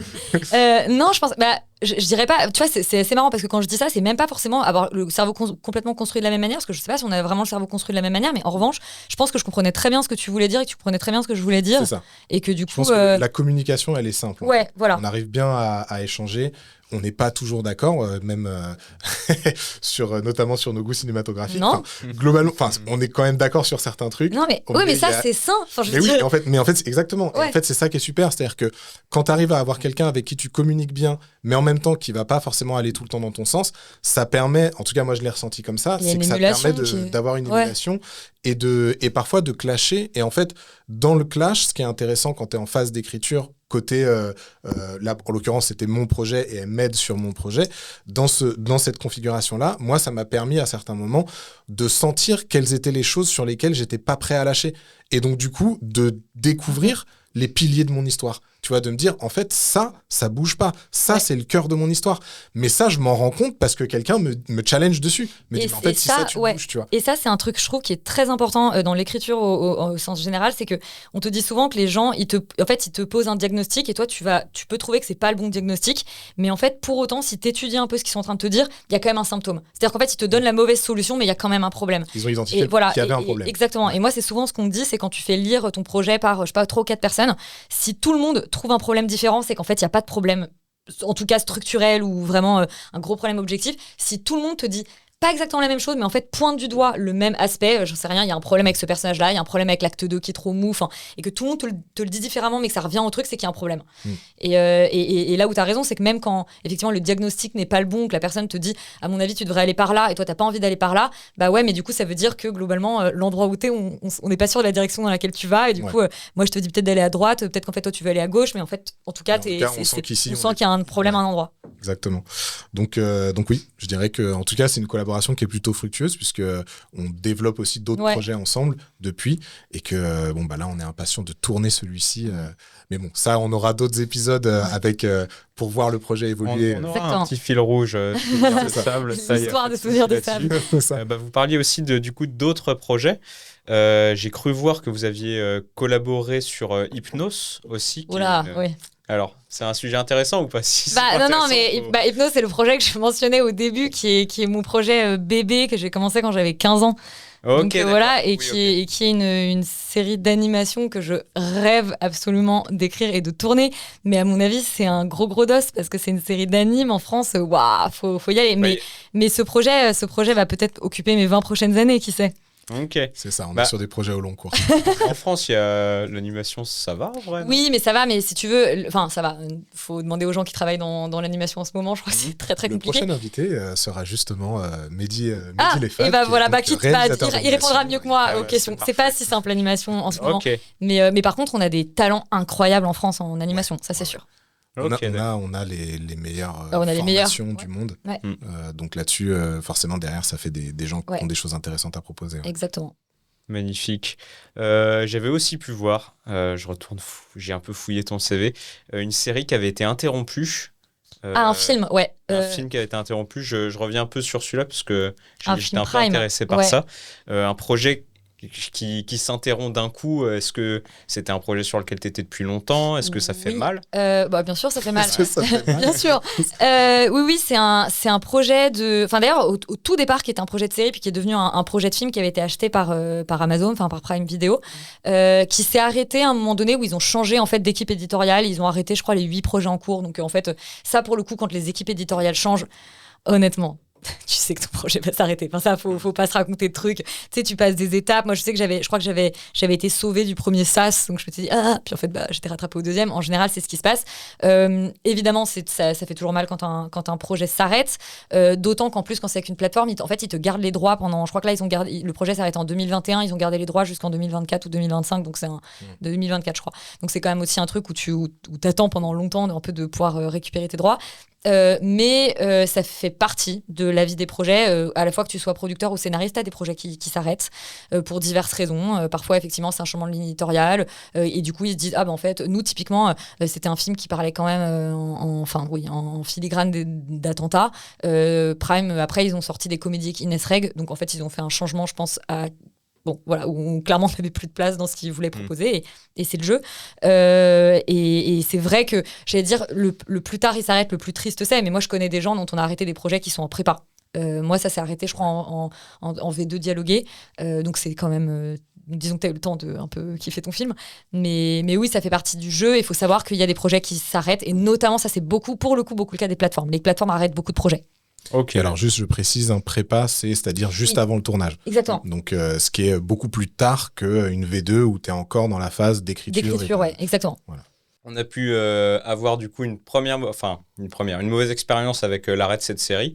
Et également une autre mauvaise expérience avec un collaborateur un peu paternaliste. J'avais une question qui était... non, je me suis trompé d'ordre. Donc on va faire la question un peu positive avant. C'est quoi aujourd'hui ce que tu préfères dans ton métier ? Écrire. Écrire, franchement, le moment où t'es là face à ton ordi ou en train de parler à quelqu'un et tout, et d'un coup ça se débloque et tu fais ah et tout, et d'un coup t'as l'impression que le puzzle s'assemble. Parce qu'il faut savoir quand même que je parlais du fait que j'aimais quand même bien les maths. Il y a un truc assez mathématique au fond dans l'écriture, en tout cas assez logique, où évidemment ça te demande de déployer ton imaginaire, et au début c'est le bordel, mais il y a un moment où il faut structurer. Et je trouve que le moment où d'un coup tu te rends compte que le puzzle s'assemble sous tes yeux, c'est le truc le plus jouissif. Ouais, et je me permets un des trucs que j'ai kiffé dans l'écriture, mais après j'ai une expérience qui est quand même moindre par rapport à la tienne. T'écris quand même pas mal maintenant. Ouais, mais bon, j'ai pas fait autant de projets quoi, en fiction quoi. Mais un des trucs que j'ai trouvé vraiment fort, c'est aussi le moment où t'as l'impression que ton personnage prend des décisions tout seul. Ouais. Tu vois, c'est ce truc ça, c'est génial. Mais ça, c'est tellement puissant comme feeling. Mais ça, c'est un truc où parfois, quand j'en parle avec des gens qui sont pas scénaristes, ils ont l'impression que je suis complètement schizophrène. Quand je leur dis, non, le personnage, il peut pas faire ça. Et en fait, il y a un moment, tous tes personnages, ils vivent en toi. Et moi, mes personnages, je les connais. Et du coup, je sais que si je fais faire un truc à ce personnage-là, mais en fait, non, je l'oblige dramaturgiquement à faire ça, mais ce personnage n'aurait jamais fait ça. Et donc après, c'est à moi de me démerder si j'ai quand même envie qu'il le fasse, à le contraindre, à trouver la situation qui l'amène naturellement à exactement. Et il y a une scénariste que j'avais interviewée qui avait dit un truc où je me disais, qui est Sarah Kaminski, qui est la co-scénariste d'un Ours dans le Jura, qui avait dit un truc, et je m'étais dit mais elle a tellement raison. Elle disait qu'elle était hyper sensible, et que du coup et que les gens lui disaient mais du coup t'écris quand même parfois des trucs un peu durs, et elle disait que c'était une manière d'un peu reprendre le contrôle sur que en gros le réel un peu l'effraie par moment, et que du coup elle reprend le contrôle en créant des situations où c'est quand même elle un peu qui décide, tu vois, de ce qui se passe. Et je trouve que, tu vois, quand tu dis tes personnages, ils font un peu ce qu'ils veulent, je trouve qu'il y a un peu ce truc jouissif où c'est la part inverse, où d'un coup tu te dis j'ai créé un univers. Je suis complètement d'accord avec ce qu'elle dit, mais je disais l'autre partie, c'est la partie où d'un coup t'as créé un univers où t'as l'impression qu'il vit un peu tout seul, puisque tes personnages, limite, ils font des trucs et t'es là. Il va le faire parce que c'est son caractère de faire ça, et c'est comme ça qu'il pense. Et il y a un truc un peu bizarre, mais où t'as créé un espèce de truc où t'as l'impression que cet écosystème vit. Par lui-même. Moi, j'y crois. Je pense que tu n'es pas folle. Merci. Et du coup, on peut partir sur le côté un peu plus sage, un peu plus triste. Qu'est-ce que tu aimes le moins à l'inverse dans ton métier ? Qu'est-ce que j'aime le moins à l'inverse dans mon métier ? Je dirais le fait qu'on est quand même dans un marché qui a des règles, et que du coup, il y a des projets où quand j'étais productrice, je sais que le meilleur projet sur lequel j'ai travaillé, c'est celui que j'ai pas vendu. Et je trouve ça hyper triste, mais juste, il avait pas de place dans le marché à cette époque-là. Et par moment, quand t'es scénariste, t'as une super idée. Alors, il se trouve que j'écris Hypnose, donc je suis en train de me dire, mais c'est pas grave, il y a de la place pour des projets qui, a priori, n'ont pas de place. Mais il y a parfois des moments où, en fait, tu bosses sur un projet, et clairement, tu sens, quand on parle à des producteurs ou à des diffuseurs, que c'est pas le bon moment, c'est pas le type d'univers que les gens cherchent en ce moment. Et donc, d'avoir un peu ce truc-là, de te dire... qui je trouve en fait est une forme d'autocensure. Enfin, moi j'essaie du coup de pas le faire, et quand même de développer ces projets-là, ou de les faire rentrer au chausse-pied dans le marché en trichant un peu. Mais il y a quand même, on travaille dans un marché qui a des règles, qui a des moments, où il y a des moments quoi, globalement, où on cherche plutôt ça ou plutôt ça. Je sais que par exemple là, ces derniers temps, il y a aucune place pour les séries historiques. Alors moi, il se trouve que c'est pas du tout j'écris pas de séries historiques, mais je sais que je me dis, quand on entend tous les diffuseurs, donc les plateformes et les herdiens, qui disent non, mais on cherche pas d'historique. Mais attendez, il y a sûrement des super scénaristes qui ont des super projets historiques dans leur besace, et juste c'est pas le moment. De la même manière que typiquement les projets de genre ou de fantastique, etc., sont très très difficiles à vendre à la télé. Je trouve ça dommage qu'il y ait un peu des espèces de lois comme ça. Ouais. Ok. On arrive un peu sur la fin de la partie qu'on s'était allouée sur la partie métier. J'ai quand même une ou deux petites questions qui me plaisent un peu avant. Déjà, est-ce que quand on écrit pour le travail, est-ce qu'on écrit encore pour le plaisir ? Bien sûr. Mais déjà, en fait, il faudrait savoir ce que c'est écrire pour le travail ou écrire pour le plaisir, parce que honnêtement, moi, je prends du plaisir à écrire à peu près tout. Enfin, juste le fait de me dire que mon métier, c'est écrire, c'est incroyable. Il y a un truc où je fais pas. Évidemment, il y a des moments où je suis en train de travailler sur un projet et en fait, j'ai envie de travailler sur un autre. C'est la vie. Mais bon, je veux dire, il y a quand même des jobs plus difficiles. Plus relou que ça, quoi. Et ensuite, est-ce qu'on écrit quand même pour le plaisir ? Est-ce que dans écrire pour le plaisir, tu veux dire écrire pour quelque chose où je me dis que je vais pas le vendre, qui est vraiment genre juste pour me faire kiffer ? Bah oui, ma série d'animes, du coup. Genre, vraiment, quand j'ai commencé à rebosser dessus, j'étais là, bon, a priori, c'est un projet qui va rester dans un tiroir. Un jour, je vais mourir. Il y a mes enfants pas encore nés qui vont le retrouver, qui vont dire c'est quoi ça ? Et ils vont le foutre à la poubelle, tu vois. Mais c'est pas grave, moi j'aurais kiffé. Ils vont dire c'est quoi ça ? Et ça va faire un empire. Ouais, mais ce sera sur ces posthumes, truc horrible. Mais oui, donc on écrit encore pour le plaisir. Et puis surtout, en fait, souvent, même un projet que derrière je vais vendre ou pitcher, etc., souvent c'est pas, ça arrive parfois que je rencontre un producteur et ils me disent j'ai envie de bosser sur tel type d'univers, etc., et moi ça résonne et j'ai une idée qui se met en place. Mais ça m'arrive aussi très souvent juste moi d'avoir envie je commence à avoir une idée de personnage, d'univers, etc., que je commence à écrire. Au début c'est du plaisir, puis après ça prend forme et je vais le pitcher à quelqu'un. Donc ouais, le plaisir est partout. Et petite question par rapport à ça, comment ça se passe entre le moment où il y a une idée un peu floue qui émerge dans ton esprit et le moment où tu prends le crayon et tu te dis, ou l'ordi, et où tu te dis, ok, je vais taper un truc, quoi. Il y a beaucoup de temps. Est-ce que tu matures ça ? Ça dépend. Ça dépend. Je pense qu'il y a quand même de moins en moins de temps maintenant. Okay. Parce que assez rapidement, quand je commence à avoir une idée, maintenant, il y a un truc qui se met un peu plus en marge dans mon cerveau, où je me dis, ok, déjà, je vais me poser la question, est-ce que c'est plutôt un film, plutôt une série, je vais me poser cette question-là. Après, il y a des projets, et typiquement, tu vois, on revient sur Hypnose, c'était le projet refuge entre chacun de mes projets. En gros, à chaque fois que je terminais un truc, etc., je revenais à ce projet-là, je le reprenais, je remettais des trucs dedans, alors ça ressemblait plus à rien. J'étais là, j'y repassais, etc. Et en fait, à un moment, je me suis dit, bon, bah vas-y, je prends ce projet-là et vraiment, je vais essayer d'en faire quelque chose. Sur les autres projets, en général, maintenant, ça va un peu plus vite. Et la réalité, c'est que j'ai aussi peut-être un peu moins de temps pour justement développer ces projets, on va dire, très early stage à côté, puisque je travaille quand même sur pas mal de trucs en même temps. Mais tu vois, il y a aussi cette liberté de, typiquement, je disais que j'écris des documentaires. Quand tu écris un documentaire, pour le coup, c'est des journalistes qui font toutes les recherches, qui te donnent qui vraiment, voilà, t'abreuvent avec toutes les recherches. Et toi, derrière, tu crées la dramaturgie à l'intérieur en disant, tu commences par tel personnage et comment tu construis l'histoire du documentaire.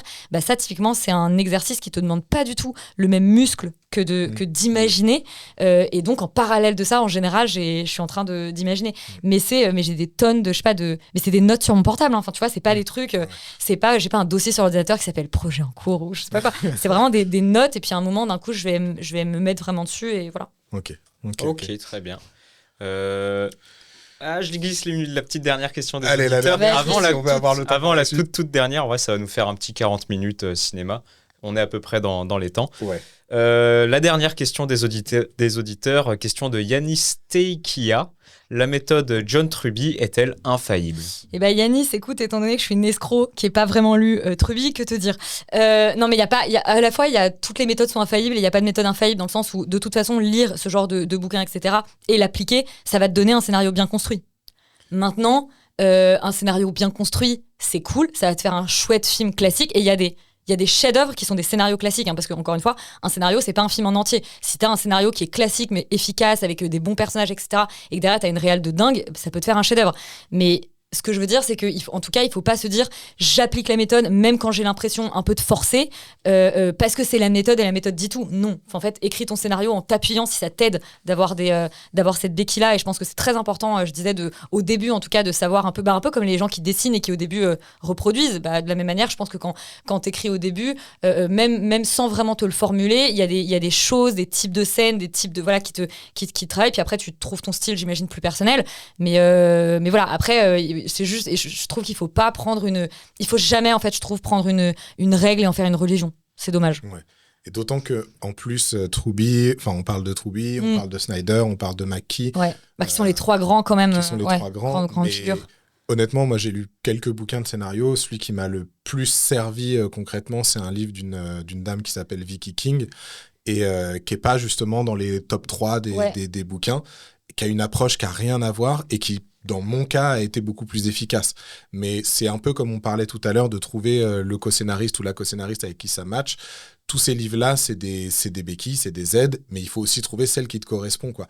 Donc, si à un moment donné, avec Truby, parce que Truby, c'est beaucoup des exercices, mais en fait, voilà, au bout de 3 mois, tu as fait plein d'exercices et tu as un paquet comme ça sur ton film, mais tu n'as pas commencé à l'écrire. Vicky King, à la page 5, elle te dit, bah, maintenant, tu prends une feuille de papier, tu as 1 heure, et dans 1 heure, tu as écrit 3 pages. Et tu vois, c'est une autre manière d'approcher le truc. Et ça reste quand même, et ça reste quand même faire qui est la meilleure, je trouve, la meilleure école. Ouais, complètement. Okay. En n'ayant pas peur de la page blanche, du coup. La page blanche, au moins tu réfléchis, tu galères et c'est déjà plus que... Moi, je trouve, de toute façon, je trouve que cette espèce d'idée d'angoisse de la page blanche, encore une fois, si vous avez une angoisse de la page blanche, allez vous balader et revenez. Mais moi, je sais que je me suis jamais dit genre, oh là là, je suis terrifiée par une page blanche. Et récemment, j'ai lu, et je ne sais pas qui l'a dit, parce que j'ai entendu qu'il y a des gens qui disent que c'est Phoebe Waller-Bridge, il y a des gens qui disent que c'est beaucoup plus ancien, je ne sais pas qui a dit cette phrase, mais qui est, du coup, je vais la traduire, mais qui est, en gros, qui vaut toujours mieux griffonner de la merde que de laisser une page blanche, parce que tu peux toujours éditer une mauvaise page, mais tu peux pas éditer une page blanche. Ouais. Et en fait, c'est vrai. Il vaut mieux écrire, il vaut mieux soit partir se balader, tu reviens, soit écrire vraiment de la merde. T'écris de la merde et en fait, le lendemain, t'es mieux luné et tu fais ah, mais en fait, attends, il y a quand même des idées, plutôt que de rester complètement tétanisé et de rien faire. Faut pas rester dans sa tête, quoi. Non, faut pas rester dans sa tête. C'est ça le truc, quoi. C'est ça. Ouais. Très bien. Et du coup, pour conclure la première partie du podcast, je t'envoie la dernière question. Si tu devais donner un ou même des conseils à une jeune fille qui rêve de devenir scénariste, lequel ce serait ou lesquels ce serait ? Je dirais évidemment écrire. Regardez. Alors, à la fois, ce qui lui fait plaisir, parce que je pense qu'il y a un truc où ça, je l'ai peut-être pas suffisamment dit, mais moi, en école de ciné, il y a eu vraiment le côté un peu, c'est ça, du coup, les films classiques à voir, etc. Et je suis ravie de les avoir vus, parce que c'est génial pour sa culture générale, mais il faut aussi regarder les trucs qui te font kiffer, parce qu'en fait, c'est quand même le genre de choses que derrière, tu vas avoir envie d'écrire, et donc comprendre pourquoi ça te fait kiffer. C'est une bonne manière de comprendre, de te trouver, je trouve, en tant que scénariste. Et ensuite, l'autre truc que je dirais, c'est surtout ne pas se censurer. Ça, on en revient à ce qu'on disait, genre vraiment le côté se dire, je vous disais genre mais ça c'est pas dans le marché, etc. Mais c'est pas grave, ça veut pas dire que tu peux pas l'écrire. Déjà, ça veut pas dire que ce sera pas dans le marché demain, parce qu'en fait le marché il change vite. Ça veut pas dire que tu vas pas trouver un moyen en fait de le rendre dans le marché en trouvant un tout petit truc con, en fait, une petite pétouille, un endroit qui va faire que les gens ils vont le voir d'un angle différent. Et surtout faut écrire des projets qui te nourrissent créativement, parce que sinon à quoi bon faire ce métier. Donc voilà, je dirais écrire, ne pas censurer et mater plein de trucs. C'est des super conseils. Et en parlant de mater plein de trucs, on va pouvoir entrer dans la partie cinéma. Chaque fois, on demande à l'invité de choisir un peu un film dont il a envie de parler pour l'épisode. Quel film est-ce que tu as choisi, Elisabeth ? Moi, j'ai choisi Il était une fois en Amérique de Sergio Leone, Once Upon a Time in America. Waouh, magnifique. Est-ce que Steven a eu le temps de voir ? Maté, il est 3h50. Le doute dans sa question, c'est la suspicion. Non, mais 3h50, version courte, 4h20. Gros morceau. Effectivement, j'ai eu le temps de le voir. J'ai été, effectivement, malgré le fait que vous l'aviez déjà dit, j'ai été surpris par la longueur. Et donc, je dois concéder le fait que je l'ai vu en 2 fois et que je l'ai terminé hier soir tard.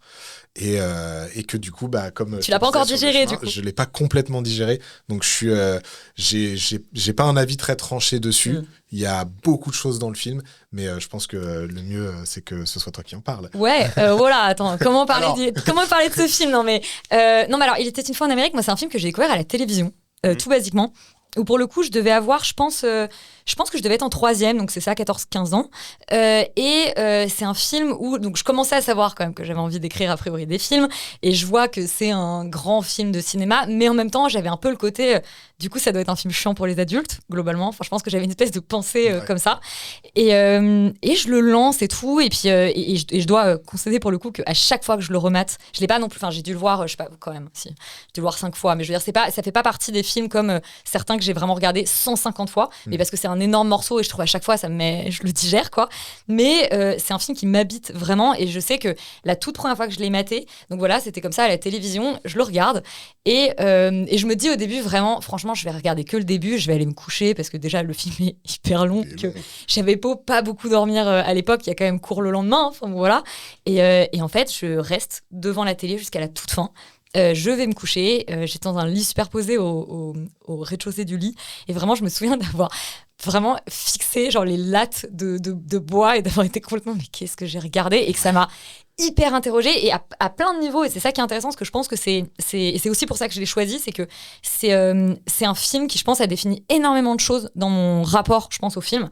Déjà c'est con mais c'est un film hyper long dans lequel il y a plein d'histoires, plusieurs temporalités et je pense que pour quelqu'un qui aime les séries et qui aime écrire des séries, il y a un truc un peu évident et je crois qu'un des trucs qui m'avait le plus marqué, c'est que j'étais peut-être encore à l'époque habituée à soit voir des héros au cinéma, soit voir des anti-héros, mais dans le sens, c'était le parrain, quoi. Et là, je me retrouve avec un personnage qui est médiocre. Vraiment, c'est l'histoire d'un mec qui est médiocre. Et quand je dis médiocre, c'est au sens vrai du terme. C'est-à-dire que c'est un mec moyen, qui a ni particulièrement des capacités, ni particulièrement pas, qui est moralement relativement douteux. Mais ça, il y a un truc où, en fait, je crois que je m'en suis pas rendu compte tout de suite dans l'histoire, parce qu'on commence, il est quand même, enfin, on a plusieurs temporalités mélangées, mais il est quand même gamin au tout début, Noodles. Et donc moi, j'étais là, c'est un petit gamin qui a envie de réussir a priori. Enfin, je me disais ça. Et en fait, au fur et à mesure que le film avançait, je le voyais, mais faire des choix que je validais pas du tout. Vraiment que je cautionne pas. Enfin, le mec fait des crimes quand même.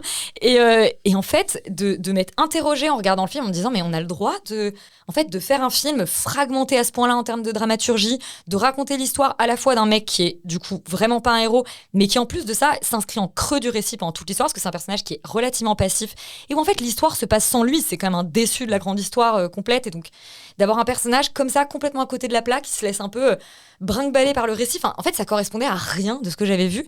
Et encore aujourd'hui, j'ai cette impression que c'est quand même un film qui est assez unique de ce point de vue-là. Et en même temps, moi, j'adore les fresques, j'adore les films qui ont l'ambition comme ça de nous raconter une époque, parce que ça commence donc au moment de la Prohibition, etc. Mais ça se passe l'histoire se déroule entre, au début, il a une dizaine d'années et à la fin, il en a une cinquantaine. Enfin, vraiment. Ouais, même plus. Même plus, ouais. Donc, vraiment sur comme ça, une temporalité très, très, très longue et du coup éclatée dans la manière dont c'est raconté, puisqu'on se balade entre les époques. Et puis, un autre personnage qui m'a fascinée, parce que du coup, on parle de Noodles, mais l'autre personnage qui est Max, qui est son meilleur ami, qui est un personnage. Alors, je veux pas trop révéler parce qu'il faut pas spoiler. Mais qui a moi, pareil, c'est une figure d'anti-héros qui me... Waouh, enfin... Ouais, mais en fait, c'est presque... Moi, la sensation que j'ai eue, c'est que le choix du film, c'était de se dire... le choix évident, ça aurait été de suivre Max, en fait. Mais bien sûr et en fait, Max devrait le héros et on choisit que c'est Noodles, c'est ça qui est trop bien. Là, qu'on se décale sur le côté et on regarde le sidekick, quoi. Ouais. Et comme tu dis, qui est vraiment un vrai sidekick, c'est-à-dire qu'il n'a pas... une espèce d'arc narratif où il va se révéler en fait être le gars de ouf. Non, il va rester ce gars qui est constant en fait dans sa médiocrité. Mais oui, vraiment. Ouais. Et là-dessus, je pense que c'est la raison pour laquelle le film vraiment m'a hanté, c'est la fin. Enfin, je trouve qu'en fait, c'est quand même, au fond, c'est une histoire d'amitié toxique. Quand même un peu. Ouais. Honnêtement, je me suis posé la question aussi par rapport à ce truc de la représentation de l'époque. Ouais. Je me suis vraiment posé la question, est-ce que c'est pas une histoire d'amour ? J'attendais ça. Toi, tu penses que c'est une histoire d'amour ? Pour moi, non, je pense pas, mais je pense qu'on peut se poser la question. Ouais. Mais moi, personnellement, j'en suis pas convaincu, mais ils aiment la même femme. C'est vrai que je me suis posé la question des fois, mais après, je me suis dit, non, quand même pas. Mais dans la manière dont leur rapport est filmé, la manière dont ils se regardent, la manière dont ils se répondent. Non, mais en tout cas, il y a quelque chose de... charnel, quoi. Oui, il y a quelque chose entre eux, mais en tout cas que ce soit, mais je suis d'accord qu'il y a une ambiguïté qui est pas inintéressante, et le fait qu'évidemment ils aiment la même femme, etc. rajoute, je trouve, à tout ça. Et d'ailleurs, lequel est amoureux duquel, je te laisserai décider. Non, mais ce que je veux dire, c'est qu'en tout cas, même si tu prends dans le sens une histoire d'amitié, il y a quand même des vrais sentiments profonds entre eux, puisque en fait ils se vivent quasiment comme des frères au début dans leur galère, etc. Puis ils ont pas du tout les mêmes parcours. Il y a un truc, moi la fin. Mais à chaque fois que j'y repense, elle me fait mal au bide, cette fin. Enfin, il y a un truc vraiment qui me... Et je pense que c'est pour ça, et je disais le soir, mais je me souviens le lendemain en cours, je vous disais que j'écoutais pas beaucoup, mais j'écoutais pas du tout. Hein. Là, j'étais en train de te penser, les petites fois en année, en train de me dire, mais Noodles et Max, qu'est-ce que vous avez fait ? Et maintenant que tu dis lequel est amoureux duquel, c'est vrai que pour moi, Max est quand même bien plus amoureux, je pense. Ah bah, tu vois fois que... Tu vois mais après, la question, c'est est-ce que c'est une histoire d'amour ? Moi, j'y vois pas complètement ça. Pour moi, c'est plus un truc d'emprise. C'est plus de Noodles, c'est le mec qui le suit. Et en fait, pour être stylé, etc., il veut se sentir regardé. Et s'il a pas le regard de Noodles, il se sent moins grand, moins stylé. Il y a un truc de cet ordre-là. Et je sais pas, je trouve que franchement, moi, j'ai pas vu 40 fois ce genre de lien entre des personnages. Et il y a du coup le personnage de leur ami au départ, qui ensuite devient la petite copine d'un, puis enfin bref, qui est aussi un personnage. Alors il lui arrive des horreurs parce que c'est pas sympa d'être une femme dans ce genre de film, et surtout celui-ci. Oui, parce que faut quand même dire, faut prévenir les gens qui auraient pas vu le film. C'est un film qui est très dur avec ses personnages féminins, mais parce que c'est une époque qu'il est en train de raconter qui est très dure. On est avec des mecs, on est avec des gangsters, époque prohibition. Il y a notamment, il y a des scènes de viol. Enfin, c'est pas, voilà. Le film, il faut quand même prévenir que, voilà. Et d'ailleurs, moi, j'avoue que j'ai été surpris à plusieurs moments dans le film de la violence et de la sexualité. Non pas que ça me surprend de voir du sexe dans des films, mais de la manière dont c'est présenté, quoi. Ah, mais c'est toujours des... Oui, non, bien sûr. C'est très brutal, c'est très... paf, on te le met là, et toi, tu fais on est dans. Mais il y a notamment une scène de viol dans une voiture que moi je trouve difficilement soutenable. Moi, je me suis dit, surtout en cinéma, parce que moi je l'ai vu sur un écran de télé. Moi aussi, mais dans une salle de cinéma, avec le technicien coquin, on l'a vu au cinéma pour le coup. C'était une version en plus, c'était la version la plus longue possible avec et je l'ai vu aussi. Avec des images d'un coup, l'image saute, la colorimétrie elle part, et tu te rends compte que c'est des vieux rushs qu'ils ont retrouvés. Mais du coup, dans le cinéma, c'était bien long, la scène est vraiment insoutenable. Et c'est là où moi j'ai eu un vrai truc de jeune spectatrice. Évidemment, je trouvais la scène, et en plus, je suis une meuf et il y a un truc où vraiment tu vois ça, tu te dis putain, parce qu'en fait ils se connaissent depuis très longtemps, c'est vraiment hardcore, mais en fait au-delà de ça je me disais putain, mais le mec il salit ses personnages à un point, il y a un truc où vraiment, mais le film t'épargne rien, et ce personnage de Noodles, et c'est pour ça que je trouve que c'est d'ailleurs au-delà de ça, prestation de Niro incroyable, mais ce personnage il a quelque chose où en fait pour autant il te le fait pas basculer dans le grand méchant, c'est-à-dire vraiment ça reste, c'est un nul, en fait c'est un mec qui a de contrôle sur rien, il peut pas avoir la meuf, tu vois, et je sais pas, et moi je trouve ça, ça me fascine un peu la manière dont, à quel point, ce film c'est quand même un film qui se refuse rien à tous les points de vue, parce qu'en plus il est tellement long, il est tellement, et puis c'est à la fois un film politique, un film de gangster, une histoire d'amour manqué, peut-être aussi une histoire d'amour manqué entre les deux mecs, c'est tout à la fois ce film, il y a un truc je trouve de générosité de ce point de vue, et c'est un film tellement mélancolique. Vraiment, c'est un film sur, en fait pour moi c'est un film sur un mec qui est passé à côté de sa vie et qui le réalise trop tard. C'est ça ce que ça raconte. Ça fait vraiment sens. Est-ce que peut-être le technicien coquin avec qui j'ai eu l'occasion de partager la séance a un petit avis à donner sur ce film ? Moi, clairement, j'avais pris une énorme tarte quand on l'avait vu, clairement. En soi, les 4 heures, je les ai pas du tout vu passer. Pour moi, c'était vraiment genre 2 heures, 2 heures et demie max, en termes de durée ressentie. Et quand t'es lancé, ressenti fesse, perso, on était sur un 6 heures. J'avais bien. Ça, c'est autre chose. Surtout que, le cinéma, les places sont pas très. Pas beaucoup de place pour les jambes. Mais sinon, j'ai été en fait frappé par. On sort des études, frappé vraiment par la mise en scène, vraiment pour la première fois de ma vie où je remarque vraiment. C'est vrai qu'on n'en parle pas du coup. Oui. Je remarque vraiment ces effets de montage et tout. Même, je me rappelle, il y a une scène où la sonnerie de téléphone, elle sonne pendant.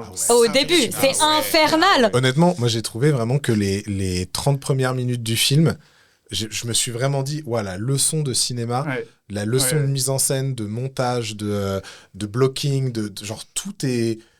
En fait, les 30 premières minutes, il n'y a presque pas de dialogue. Et en fait, pourtant, tous les enjeux se posent les uns à la suite des autres, et où tu arrives à ce truc de, en tout cas, je l'ai vécu comme ça, moi, c'était ce truc de, l'enjeu du film, ça va être qui a piqué cette valise de billets, quoi.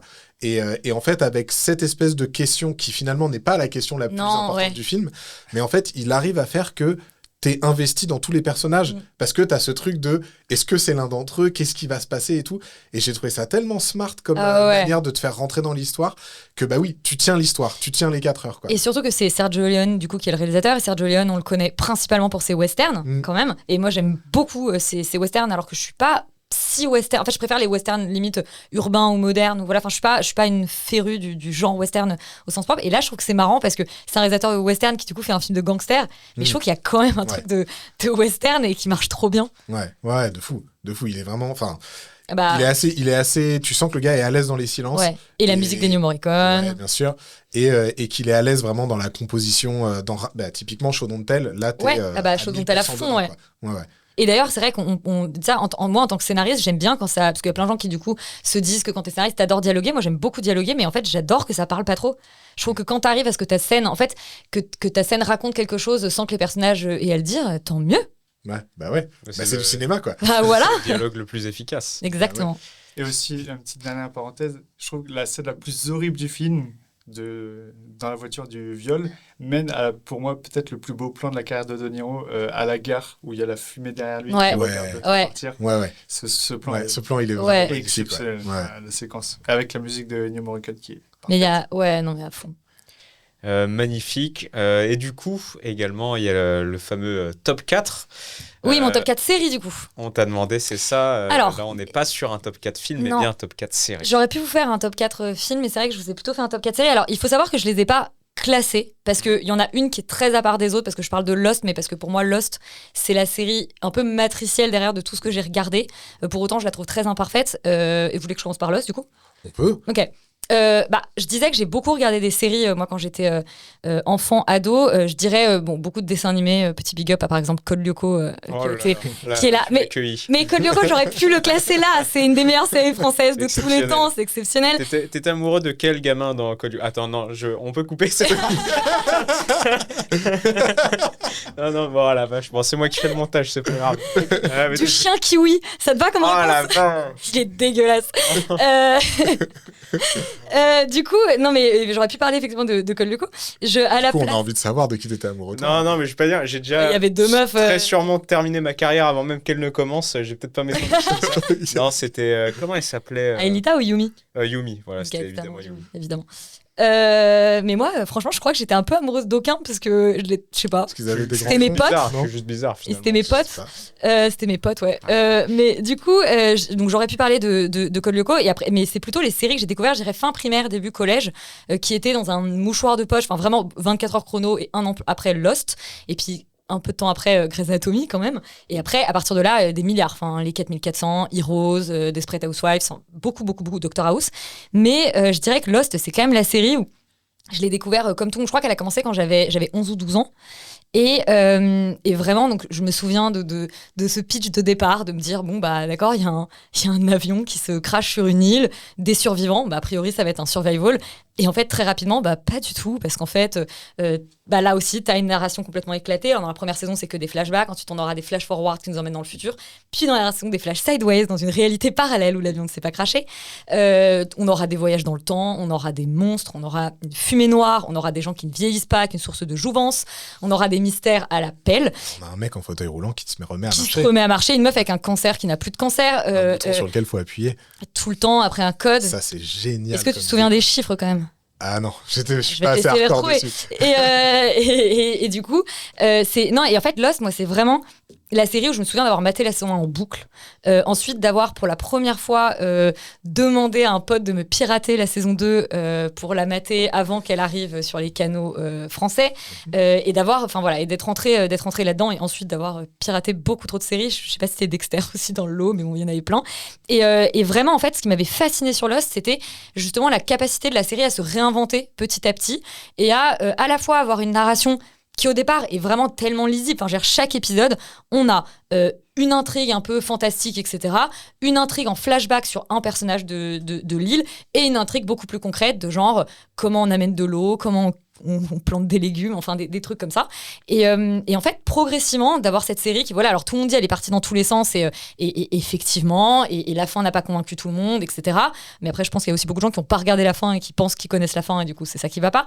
Mais c'est pas une série qui aurait été bien tout du long, mais je trouve que c'est une série qui est un peu pour moi pionnière de énormément de séries qui ont existé par la suite. Je vais parler de l'Attaque des Titans. Pour moi, l'Attaque des Titans n'existe pas sans Lost, mais pour moi, Dark n'existe pas sans Lost. Pour moi, il y a énormément de séries qui n'existent pas sans Lost et où je trouve que ça reste on n'a jamais vu un truc qui ressemble à ça.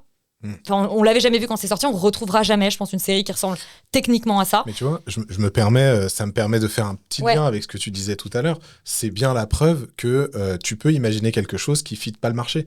Alors même si Lost, en fait, au tout départ, quand même, ce qu'ils ont vendu, c'est une série avec des survivants sur une île, ce qui a priori séduit à peu près tout le monde. Ouais, et puis c'était à l'époque d'une télé-réalité. Exactement, de Survivor. Survivor qui est l'équivalent, si j'ai pas de conneries, de Koh-Lanta. C'est ça. Voilà. Et j'ai aussi grandi devant Koh-Lanta, peut-être que tu vois, il y a un lien. Mais tu vois, la direction qu'ils ont fait prendre à la série, pour le coup, ça n'a rien à voir avec du Koh-Lanta, quoi. Mais alors, il se trouve qu'en plus, c'est Damon Lindelof qui, du coup, est un des créateurs de la série, qui après a fait The Leftovers et il a fait Prometheus. C'est lui, c'est Prometheus. Mais j'allais dire, il a aussi fait surtout Watchmen. Voilà, la série Watchmen. Coup, c'est réussi.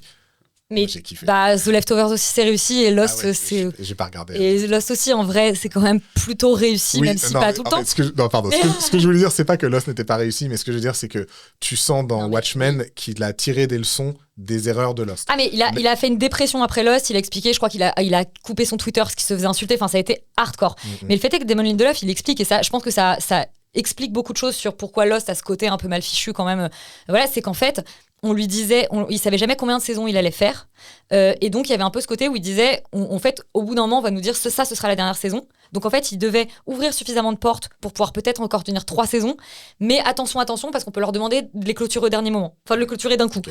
Et donc ils étaient tout le temps dans cette espèce de truc de ouvrir, fermer, ce qui effectivement, quand tu te retrouves avec cette espèce de roue de glace qui peut diriger l'île sous terre, enfin tu te dis, ou des flashbacks à moitié à la préhistoire, tu te dis bon là on est peut-être allé un peu loin. Mais en même temps, moi je préfère une série qui fait trop et qui se plante par moment qu'une série qui reste sur les mêmes rails de A à Z et où j'ai compris la recette, quoi. Là typiquement j'ai commencé comme tout le monde, je pense, la saison 5 de Stranger Things. Bon en fait ça fait 5 saisons que c'est la même chose, à un moment ça va, quoi, tu vois. Moi j'ai lâché dès la 2. Bah oui, mais moi je sais pas pourquoi je continue de regarder parce que voilà, non mais bon ça fait 5 saisons que c'est la même chose, pour moi c'est pas ça une série. Non mais en vrai moi je suis ton côté sur Lost. En vrai pour être honnête, j'ai été déçu de la fin. Mais en fait, j'ai tellement pas été déçu du voyage que. Mais c'est ce que tout le monde dit sur Lost. C'était un super film. Mais oui, il y a des réponses qui restent. Enfin, la statue à 4 doigts de pied. Non, mais il y a plein de trucs qui ont pas de réponse. Mais ceci dit, moi j'aime beaucoup. J'aime pas la dernière saison. Je trouve qu'elle a plein de défauts. Je trouve la ligne d'arrivée très jolie. Il y a un truc très élégant, mais d'ailleurs je crois que t'en parles dans ton podcast justement. Oui, j'ai fait une carte blanche sur pourquoi les gens n'ont pas compris la fin de Lost, parce qu'il y a effectivement un malentendu total où il y a plein de gens qui pensent que les gens sont tous déjà morts depuis le début, ce qui est une légende urbaine née sur des forums. Non, ils ne sont pas tous morts depuis le début. Mais effectivement, moi je trouve la ligne d'arrivée assez belle. Maintenant, il y a eu des égarements. Enfin, moi je me souviens d'un moment où avec mon frère, on se tapait des barres sur le fait que il y avait tout le temps des gens qui ouvraient des portes et qui faisaient genre et ensuite genre ça faisait on Lost et on savait pas quitter la porte et on allait tirer pendant 3 épisodes et t'es là, bon écoute ça va quoi, tu vois. Genre mais c'est vrai que Lost, tu vois, genre je vais en placer une petite pour Étienne Guignard, un storyboarder que j'espère on recevra ici, et qui était un collègue aux Arts Déco, et c'était le gars avec qui on se voyait en mode t'as regardé le dernier épisode, ouais putain il s'est passé ça, et ça avait un peu ce truc, c'était un peu Game of Thrones avant l'heure, quoi, tu vois. Mais 1000 fois plus puissant que Game of Thrones, pardon. J'aime beaucoup Game of Thrones et j'ai adoré tout Game of Thrones. Mais enfin, le Game of Thrones, c'est ultra classique. C'est ultra classique. Oui. Voilà. Mais en tout cas, c'était juste pour dire que t'avais ce truc de. On sentait en tout cas que ça voulait. Il fallait que ça sorte. Mais tu vois, ce truc d'avoir besoin de débriefer l'épisode, de faire des théories dessus, de se demander qu'est-ce qui va se passer et tout. Et moi, c'est ça que j'aime le plus avec les séries. C'est pour ça que je suis un peu frustrée aujourd'hui du côté. En fait, on les binge et on va en parler pendant une semaine et on va arrêter. J'aimais vraiment bien ce côté, genre un épisode, etc. Et les gens devenaient fous, se faisaient des théories. Et Game of Thrones a effectivement eu ce truc-là. Moi, je me souviens des théories que tout le monde avait. Et typiquement, je trouve que l'exemple pire qu'il y a eu là-dessus, c'est quand même Prison Break. La première saison est très bien. Mais ensuite, il y avait un truc d'une malhonnêteté où, par exemple, il y avait genre un personnage qui arrivait, on a l'impression qu'il allait buter quelqu'un. Fin de l'épisode, tout le monde était là, c'est qui. Et en fait, c'était genre son frère et juste c'était désamorcé à la première scène. Et j'étais là, non, en fait, ça pour le coup, t'as pas le droit de le faire. Mais le concept était bien et puis en fait, il fallait que ça s'arrête au bout d'une saison. Mais pour le coup, ça aurait dû être une mini-série et c'est très bien les mini-séries. Mais voilà, Lost a eu ce côté exister dans un imaginaire collectif et une espèce de débat public. Et moi, j'aime les séries aussi pour ça. Bah ouais, de fou. Du coup, je pense que si on veut avoir le temps de parler un tout petit peu des autres séries... Je peux faire vite, hein. Bah écoute, on a Evangelion, The Wire et SNK. Tu parlais de SNK. Ouais, je peux peut-être faire SNK Evangelion un peu en même temps. Alors, parce que SNK, l'attaque des Titans. SNK, c'est l'attaque des Titans. Et Evangelion, son titre entier, c'est Neon Genesis Evangelion de Hideaki Anno. Comment dire Evangelion, c'est une série des années 90. C'est une série, c'est une saison, je crois qu'il y a 24 épisodes. Et ensuite, il y a un film qui s'appelle The End of Evangelion. Et après ça, il y a eu 4 films qui sont une espèce de version parallèle. Mais globalement, vous pouvez vous en tenir, en tout cas, à ces 24 épisodes plus la fin. L'Attaque Titan, c'est un peu plus long. C'est adapté d'un manga. Il y a 4 saisons. Et disons que dans les deux cas... alors... Evangelion, il y a eu un truc un peu bizarre où il faut peut-être raconter quand même ce que c'est que ce projet pour comprendre pourquoi c'est aussi chelou. Mais au départ, Hideaki Anno, on lui demande de faire une série de mechas, donc c'est-à-dire des robots géants qui se tapent. Et on lui dit, est-ce que tu peux faire une série de mechas à destination des gamins ? Le mec dit ok, pas de souci. Et donc ça commence avec un gamin de 14 ans qui arrive à Tokyo 3, qui est une sorte de Tokyo un peu sous terre parce qu'il y a des extraterrestres qui s'appellent les anges qui débarquent du ciel et qui essayent d'éclater la terre. Et donc Shinji, le héros, il arrive, il est tout content, il n'a pas vu son père depuis 10 ans, il en a 14, donc autant qu'il n'a pas beaucoup de souvenirs, quoi. Mais il arrive, il est tout content. Et en fait, son père, qui est un mec globalement vraiment sinistre, l'a fait revenir que pour qu'il puisse monter dans le robot et qu'il puisse taper les extraterrestres. Donc c'est pas très bonne ambiance. Et là où je disais la série a un truc assez bizarre, c'est qu'au début ça nous promet ça, et en fait Hideaki Anno, il était en full dépression. Et la série devient méga dark et dans un truc en fait où c'est beaucoup plus la psychologie de son héros et en fait, il a pas envie d'y aller, il a envie de fuir, mais en même temps, lui aussi, tu vois, il est un peu médiocre, il fuit pas vraiment, il préfère pleurer. J'aime bien les personnages médiocres. Et j'aime bien les personnages médiocres. Mais bon, lui, il est quand même plus attachant que Noodles, même s'il a aussi des déviances sexuelles, donc tu vois, attention, mais sur lesquelles on n'ira pas. Mais il y a un truc, en fait, je trouve, dans cette série, je trouve qu'elle a un charme fou. Déjà, Hideaki Anno, c'est quand même un génie juste l'image, elle est folle, le découpage est incroyable, enfin voilà. Mais il y a une espèce de... En fait, je trouve qu'il a pris un peu parce que c'est un shonen assez classique si on le regarde au départ, mais là où les shonen très souvent c'est des héros qui arrivent genre vraiment ils deviennent tout le temps de plus en plus forts et ils y arrivent toujours de mieux en mieux. Lui il s'en prend juste dans la gueule, il fait toujours de plus en plus mal et il y a vraiment un truc où c'est comme si le mec s'était dit mais en fait si on fait vraiment vivre ça à un gamin de 14 ans il se passe quoi, ouais. Et en fait je trouve ça assez fascinant et je trouve que la série en plus a un truc et c'est là où je disais c'est marrant parce que je pense que l'Attaque des Titans n'aurait pas existé sans Lost, mais évidemment sans Evangelion. Et en fait, beaucoup de séries de cette époque-là, c'est évidemment des gens qui ont grandi devant Evangelion au Japon. Mais c'est drôle parce que les séries, elles ont beaucoup de points communs. Je vais pas rentrer dedans parce que là, ce serait trop long. Mais ce qui est drôle, c'est qu'à la fois, elles se ressemblent énormément et en même temps, je trouve que l'Attaque des Titans est quasiment la série contraire d'Evangelion. Parce qu'Evangelion, c'est une série qui va à l'épure, c'est-à-dire que tu comprends jamais rien. C'est-à-dire que franchement, moi, j'ai dû la voir à ce stade au moins 3 fois en entier, plus des bouts. Savoir précisément pourquoi les anges sont là, savoir précisément ce qu'ils veulent, ça reste hyper flou. Les méchants, il y a quand même un moment où les mecs, il y a tout un ordre qui discute. Au début, c'est des gens, puis ça devient des espèces de stalles parce qu'ils ils font les rendez-vous à distance. Et en fait, la série, il y a une espèce de truc comme ça, tout est gommé, l'humain est gommé, etc. À la fin, ça devient même complètement, je veux dire, quasiment abstrait. Et il y a un truc que je trouve assez fascinant là-dedans. Ça raconte quand même un peu l'effacement de quelqu'un. Enfin, je veux dire, voilà. Et qui va là-dedans. Et l'Attaque des Titans, c'est l'inverse. Ça commence avec vraiment, on est entre des murs, on est enfermé, on a l'impression qu'on va jamais sortir d'un univers tout clos. Et la série ne cesse de se déployer, de devenir de plus en plus dense, de plus en plus complexe. Donc il y a un truc quasiment inverse et qui est dans les deux cas qui me fascine complètement. Je pense que l'Attaque des Titans, c'est plus proche peut-être du vertige que j'ai ressenti devant Lost, c'est-à-dire, bon, je sais pas si j'ai besoin de la pitcher, mais globalement, la Terre, c'est la fin du monde, le reste de l'humanité est reclus derrière 3 grands murs parce qu'il y a des géants qui ressemblent à des humains nus, souriants, et surtout anthropophages, qui mangent les humains. Et en fait, au début, il y a cette espèce de pitch où on s'attend à une espèce de série de zombies géants, globalement. Et en fait, c'est une série... Pour moi, pour le coup, l'Attaque des Titans, c'est une des... Mais pour le coup, manga comme animé, pour moi, c'est une des œuvres les plus importantes du XXIe siècle. Vraiment, premier degré, je trouve que c'est un chef-d'œuvre et que c'est hyper important de la regarder et qu'en fait pour le coup il y a ce truc là où tu commences avec un espèce de pur divertissement quand même très très très violent, on va quand même le dire pour les gens qui seraient un peu des voilà qui aiment pas trop le sang et les gens qui se font manger et en fait progressivement la série quand même chaque série, parce que c'est une série à twist, c'est une série avec quand même où vraiment à chaque fois tu découvres que ce que tu pensais avoir compris tu l'as pas vraiment compris et qui joue avec ça et qui est encore plus jouissif à regarder la deuxième fois parce que du coup t'es là, tu les connais mais t'es là mais attends mais je me suis fait tellement manipuler et en même temps il y a un truc vraiment, vraiment fascinant et où c'est hyper intelligemment fait. Pour le coup, c'est pas du twist pour du twist, c'est à l'inverse de Lost. À chaque fois que tu as une révélation, elle est plus stylée que ce à quoi tu t'attendais. Ouais. Donc c'est jouissif. Ouais. Mais et la ligne d'arrivée est juste folle. Après, ça parle de fascisme de manière assez radicale et frontale. Donc voilà, c'est pas une œuvre à recommander peut-être à tout le monde de ce point de vue-là. Je pense que c'est une œuvre, en tout cas. Alors moi, je ne l'ai pas vue en entier, mais les gens que je connais qui l'ont vue sont à peu près tous d'accord avec toi sur le fait que c'est une œuvre importante et sur le fait que c'est une œuvre en fait, qui te fait comprendre la mécanique de la haine, le cycle de la haine et le mouvement de la guerre.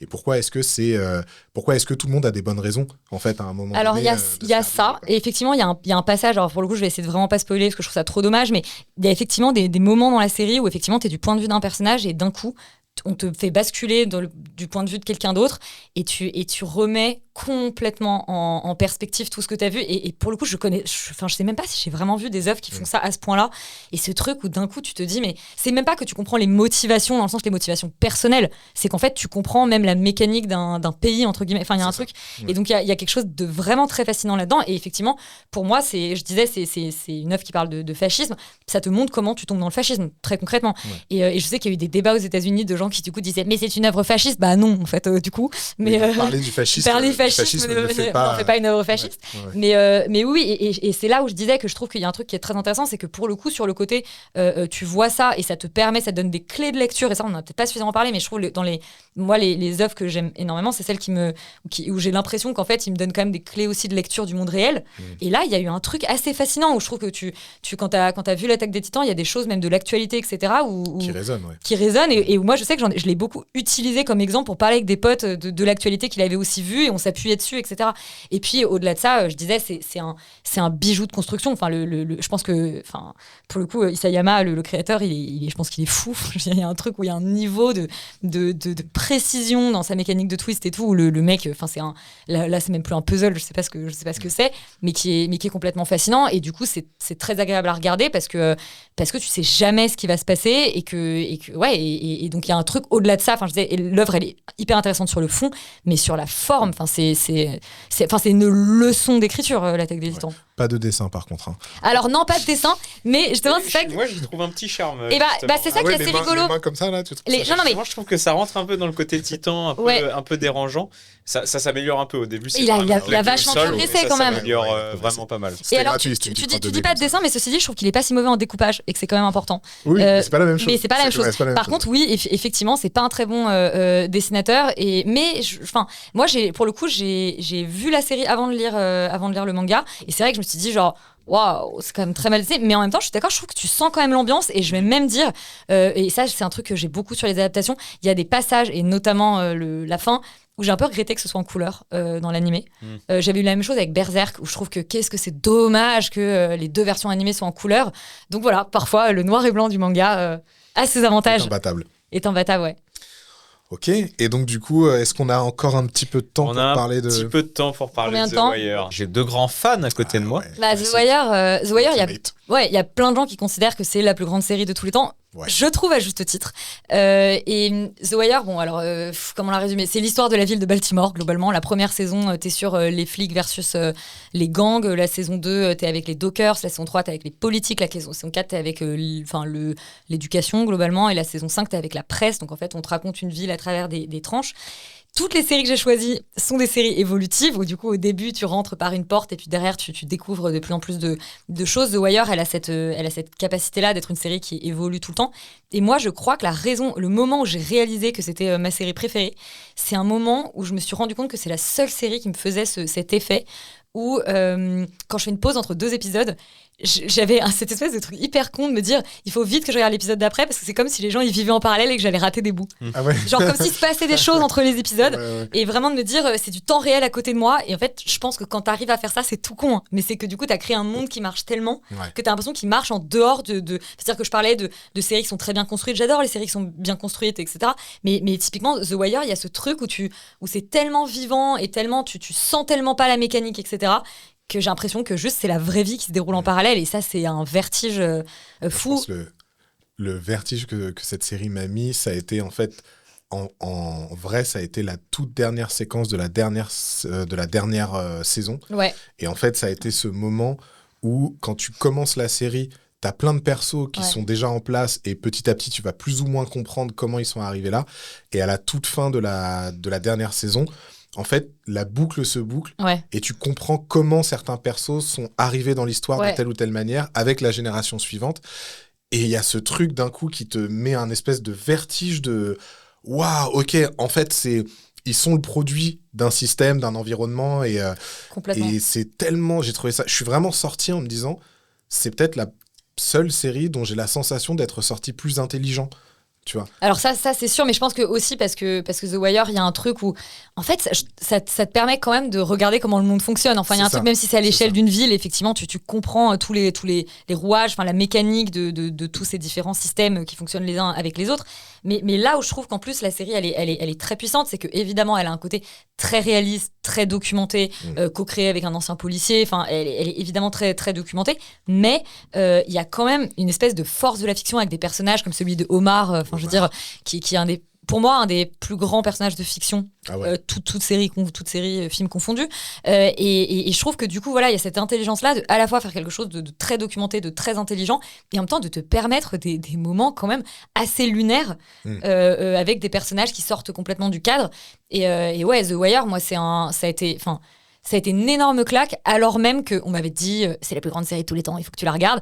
Et qu'en la commençant, je me suis dit waouh, parce que là je disais voilà, typiquement l'Attaque des Titans, en plus il y a un truc très efficace, c'est pas du tout la série animée la plus efficace du monde, mais au moins c'est un peu efficace.